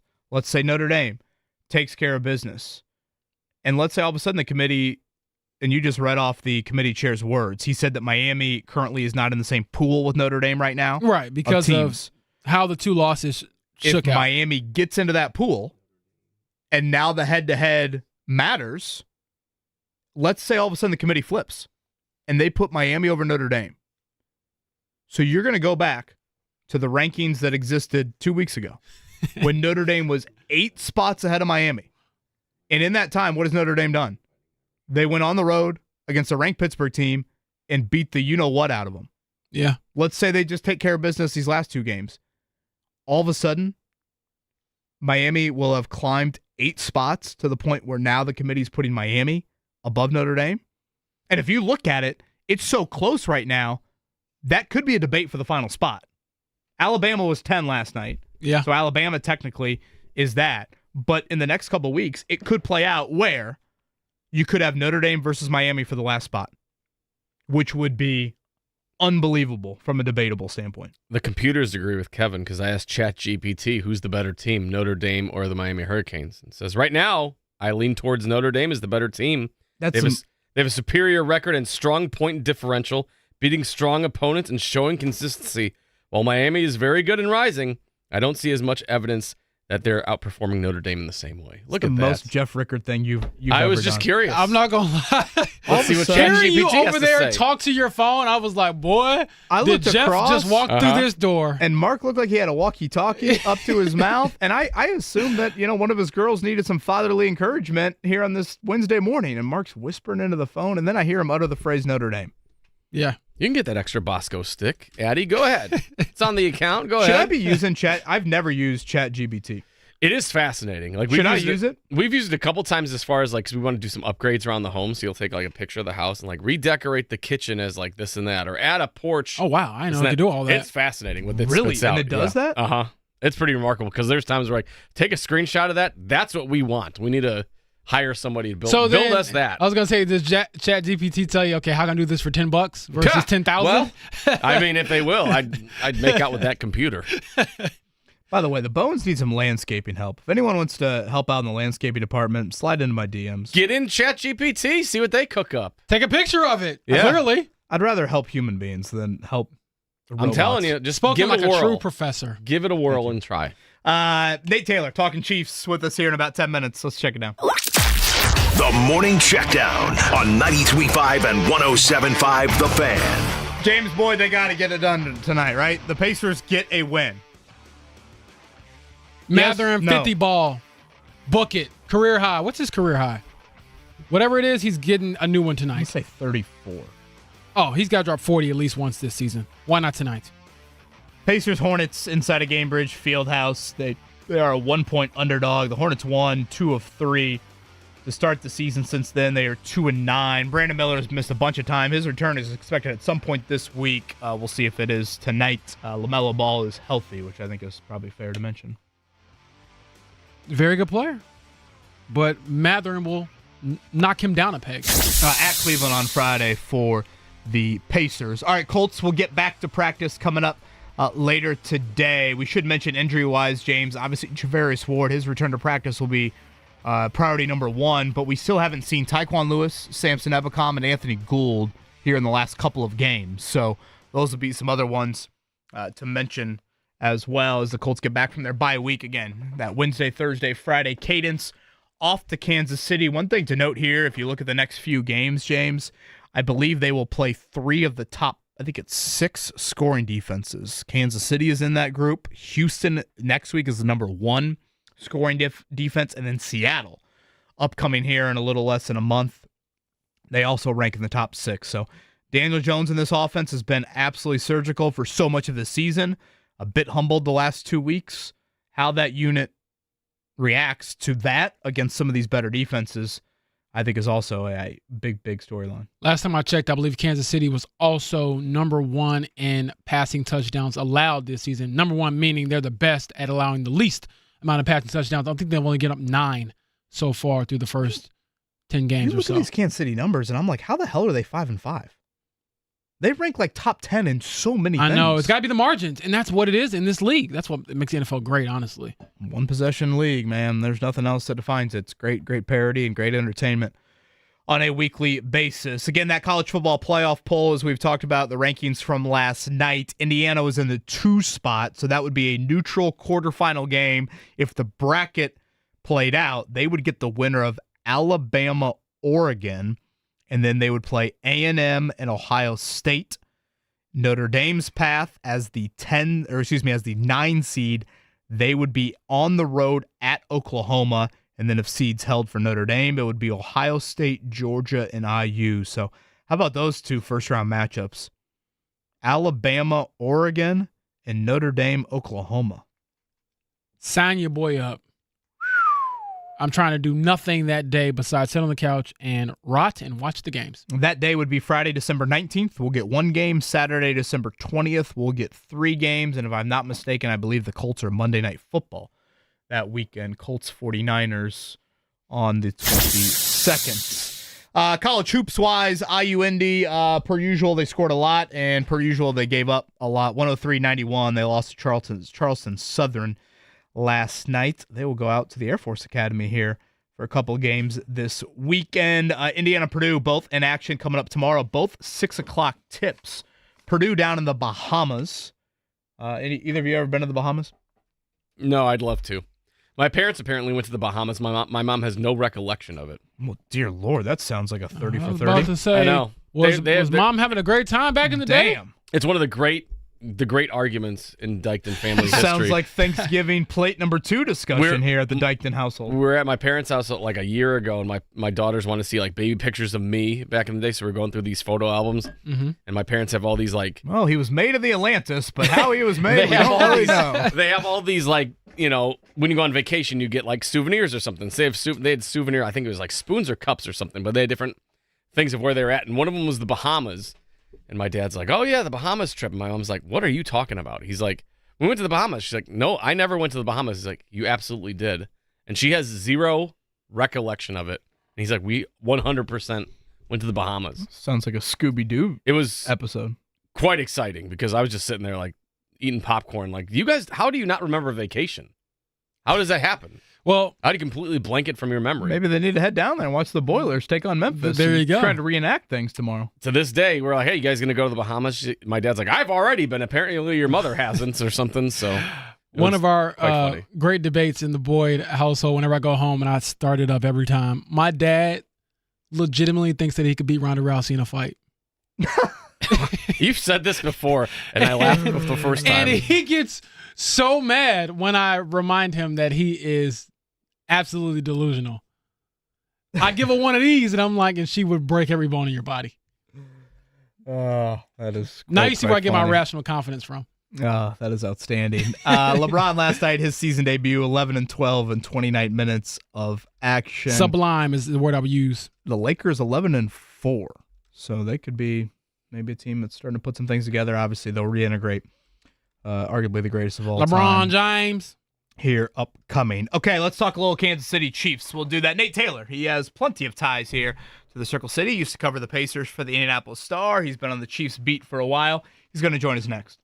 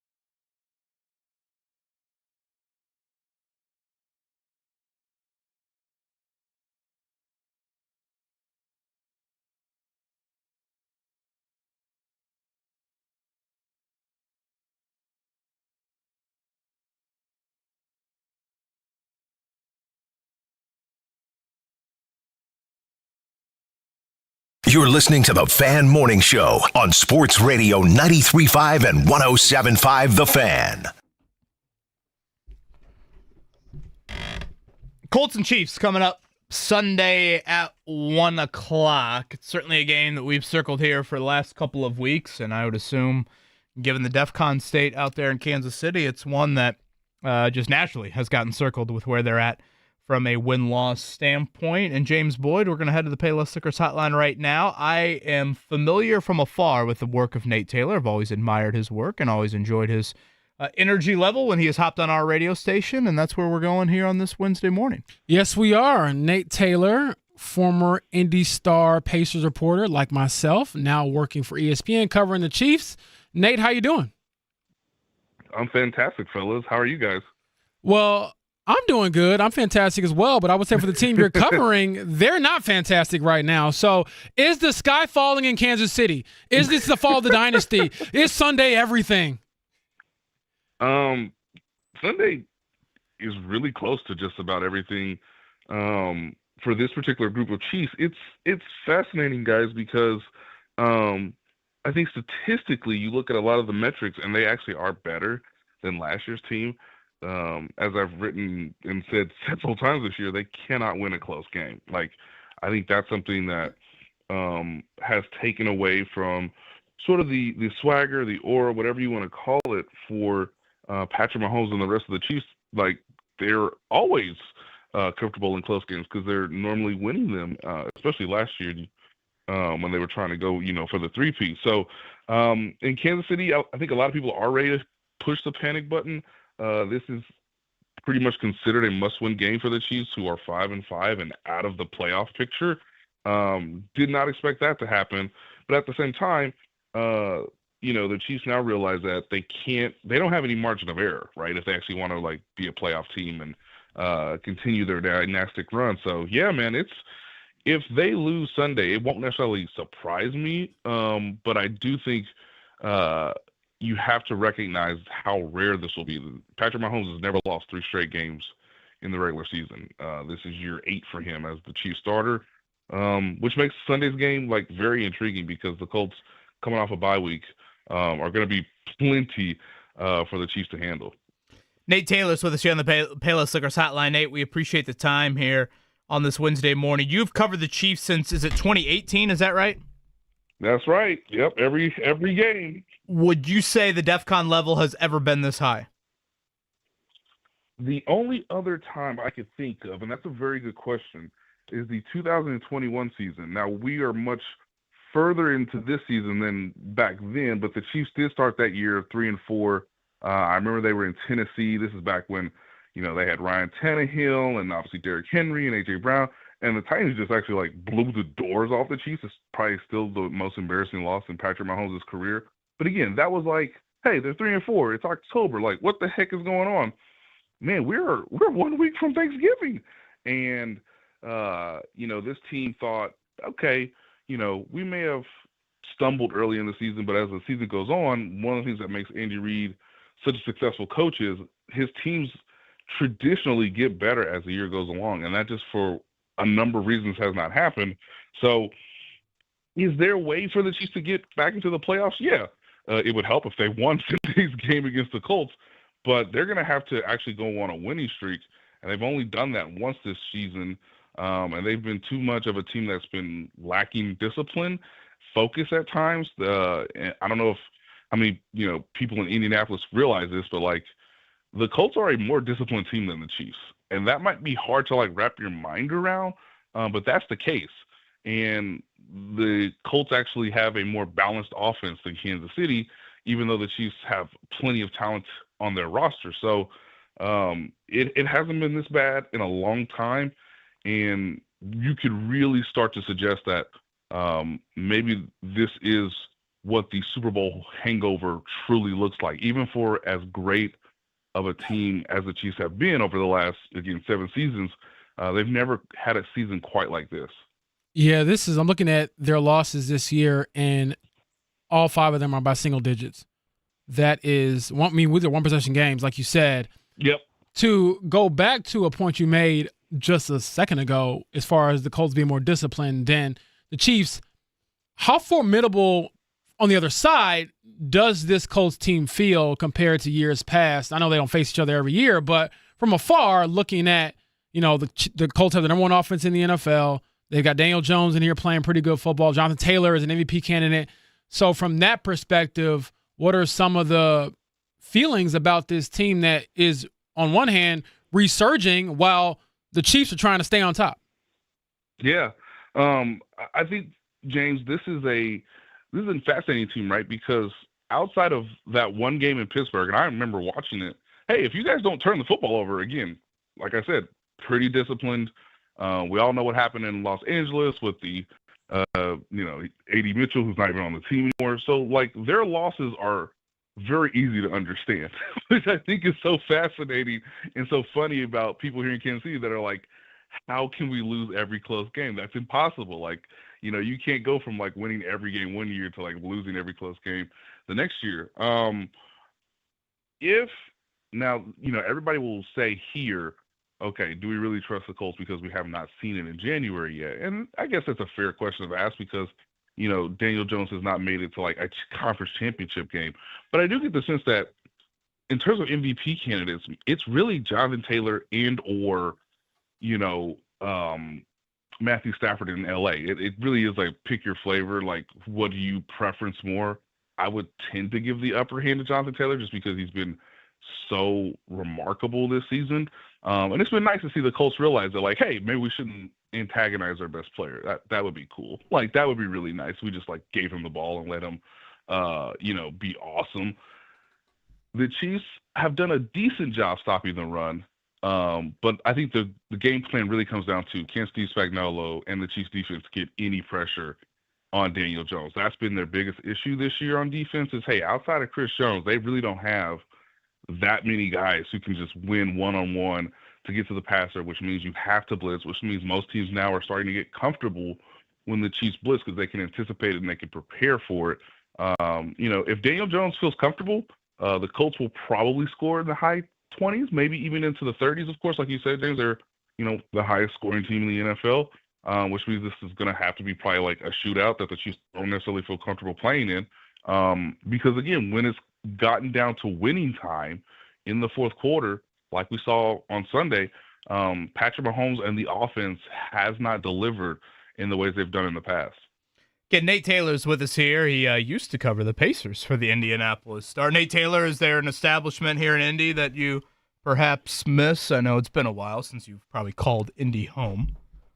Yeah, I do like calling it my second home because, again, those years that I covered the Pacers were really fun. If people don't remember, I caught the very end of the Paul George, Larry Bird, Frank Vogel era, right? And so I still watch the team. Last year was, again, a legitimate joyride that was kind of Shakespearean in how tragic it was for Game 7 and Halliburton's injury. I love Kilroy's. That's never going to change. It's one of the things. Shout out to the breadsticks. Yeah, of course. That's one of the things I have to get when I come to Indy for the Combine. And I've been one of the people who's been very vocal about, like, don't you ever take the Combine away from Indianapolis. Are you guys crazy? It's one of my favorite times of the year because you can usually get a Pacers game. They're usually home for one of those days in the week that we are, covering the Combine. And, yeah, I love the atmosphere of Kilroy's and what it still represents in a lot of ways. So I'm just very, like, easygoing when it comes to, like, having a good time, having food, having friends involved. So, yeah, I tell you guys, it's been rough. I can't watch this team. And it's not their fault. Like, I was going to say, you need some Kilroy's breadsticks and maybe whatever's on the bottom shelf of the liquor over there to get you through the season. Man. And, the last guy that I did feel somewhat of a connection, obviously, it was sad to see, Nancy no longer being with us. It was cool to know that, like, at least one guy that I covered on that team, Miles Turner, was still a part of the Pacers core. And then, of course, he is now a member of the Milwaukee Bucks. So it's a different era. But I'm not, they are basically my NBA team because we don't have one here in Kansas City. But, yeah, like, this team, man, I mean, needs to be this injury. It's just like, come on. So, yeah, it's rough. But, hey, the Colts are back up, and Who knows, man? I think if the Colts win this game on Sunday, there's a strong case to be made that they can be the 1 seed. And I know there's all this sort of speculation about, like, hey, if you could just give Daniel Jones a nice, cool environment in a dome to get you to the Super Bowl, it would be pretty appetizing. I do love the idea that, like, this is kind of a swing game for both teams. Like, the Colts could really start thinking about the 1 seed if they win on Sunday. And for the Chiefs, it's like, hey, if we win, we could actually get our act together. Hey, maybe we should start doing that. Maybe we should, like, care for the next 7 weeks if we actually want to be in the playoffs. And, the only thing that, Patrick Mahomes, Travis Kelce, Chris Jones, Andy Reid, all they care about is just getting to January so that they have another chance to, pursue a Super Bowl. But you got to earn the right to get there. And it would be nice, I think, for a lot of Chiefs fans that they say, hey, if you can beat a team that's, 8-2 right now? If you can beat a team that's 8-2, man, get your act together. And so it's a cool swing game as we get towards the latter third of the season. It's a really good way to put it. If you had thrown out these storylines, back in August, you'd say, oh, yeah, for sure. Yeah, a team playing for the 1 seed, yeah, Kansas City. A team fighting to stay in playoff relevancy, yeah, Indianapolis. And now it's been reversed here with how this season has played out. Nate, get you some breadsticks in February when you're here, late February, early March. Yeah. And as always, man, we enjoy the combo. Thank you. Yeah, anytime, fellas. Thank you. The great Nate Taylor, right there. Just a good dude on the Payless Liquors hotline. Again, used to cover the Pacers, currently with the Chiefs for ESPN, and that is quite the stat he threw out there, James. 122 career games for Patrick Mahomes. Never has lost 3 in a row. Never say never. Getting that trifecta on Sunday, buddy. If I looked it up correctly, he's only lost 2 in a row. I think it's 5 times, which That's is actually a remarkable level of consistency. Insane. One final time here, Kevin Bowe and James Boyd and Mark Dykton on a Wednesday.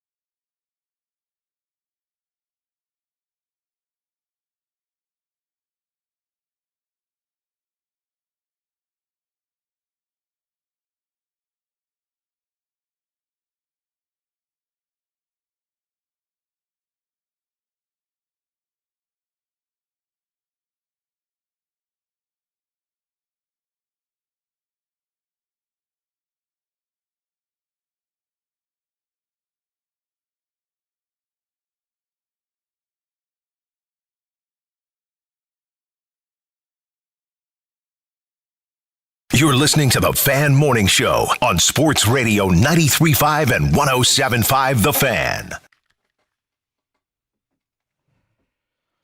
Thanks, everybody, for tuning in today to the Fan Morning Show. Again, Pacers-Hornets right here on these airwaves, 6:30 coverage tonight. Boy, urgency heightened, I would say, inside that home locker room tonight. Win for Jeremiah Johnson, right? Make Jeremiah Johnson work. That's the motivation. Make him do a halftime interview. Make him do an end-of-the-game interview. That means you have a lead or you won the game. That is true. Make Jeremiah Johnson work. That's the motive for tonight. One thing to know about the Colts' schedule, James, final 7 games, every single opponent 500 or better. It's quite the schedule to end the season. Yeah. Every single team currently 500 or better. And if you look at the teams 500, one is the Chiefs.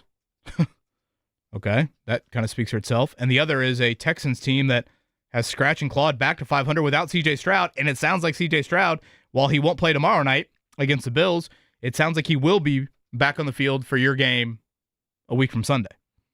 So yes. This is, I think a few weeks back we had this debate of, have the Colts answered all the questions?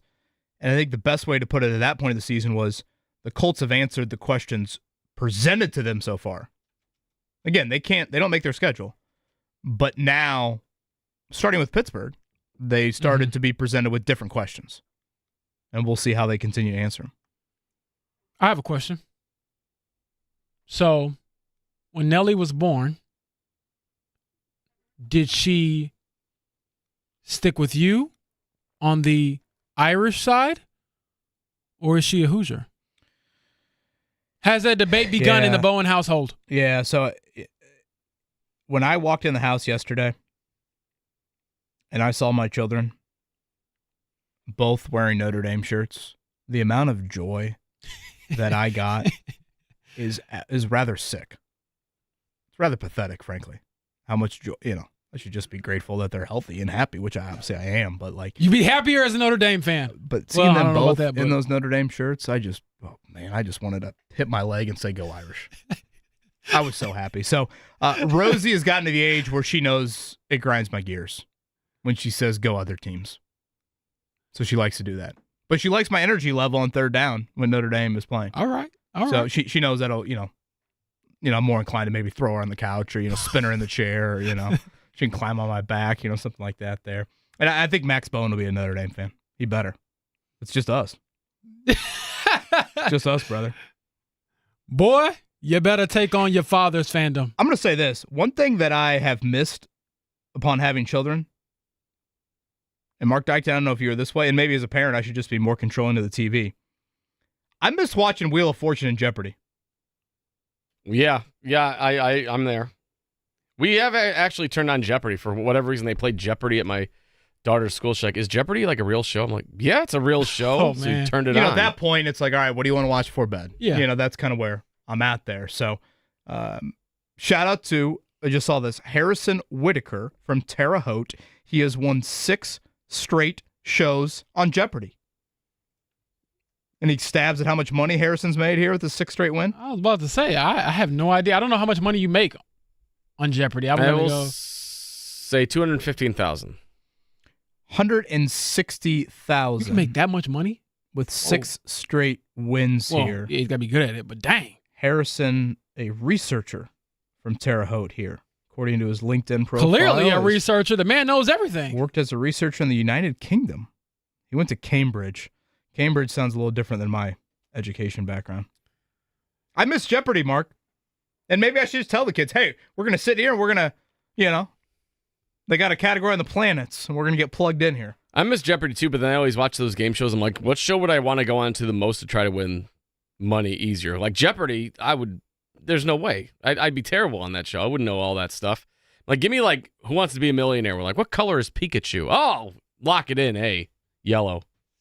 Give me $5,000 right there. By the way, we've gotten in this AI debate, and did you make a picture of me watching a Notre Dame basketball game through AI, and I'm pulling my hair out? Yeah.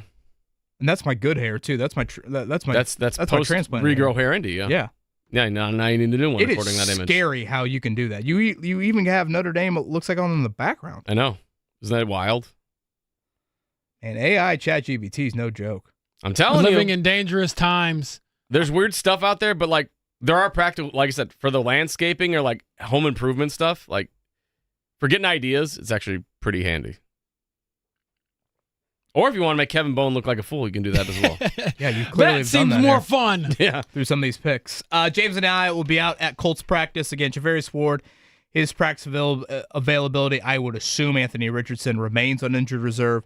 That window does not start, and we'll see about the defensive end. Samson Ebicom, Tyquan Lewis have missed the last couple of games. Anthony Gould, their punt returner, has also missed the last few. And we'll see. Brian Mason, their special teams coordinator, wouldn't commit to Josh Downs or Gould whenever Anthony does get back to full health. Reminder again, 6:30 tonight, our coverage will begin. That is Pacers and Hornets inside of Gainbridge Fieldhouse. Currently, the Pacers a 1-point underdog against the 4-win Hornets. Hopefully, Jeff will be back with us tomorrow. Kevin Bowen, James Boyd, and Mark Dykton.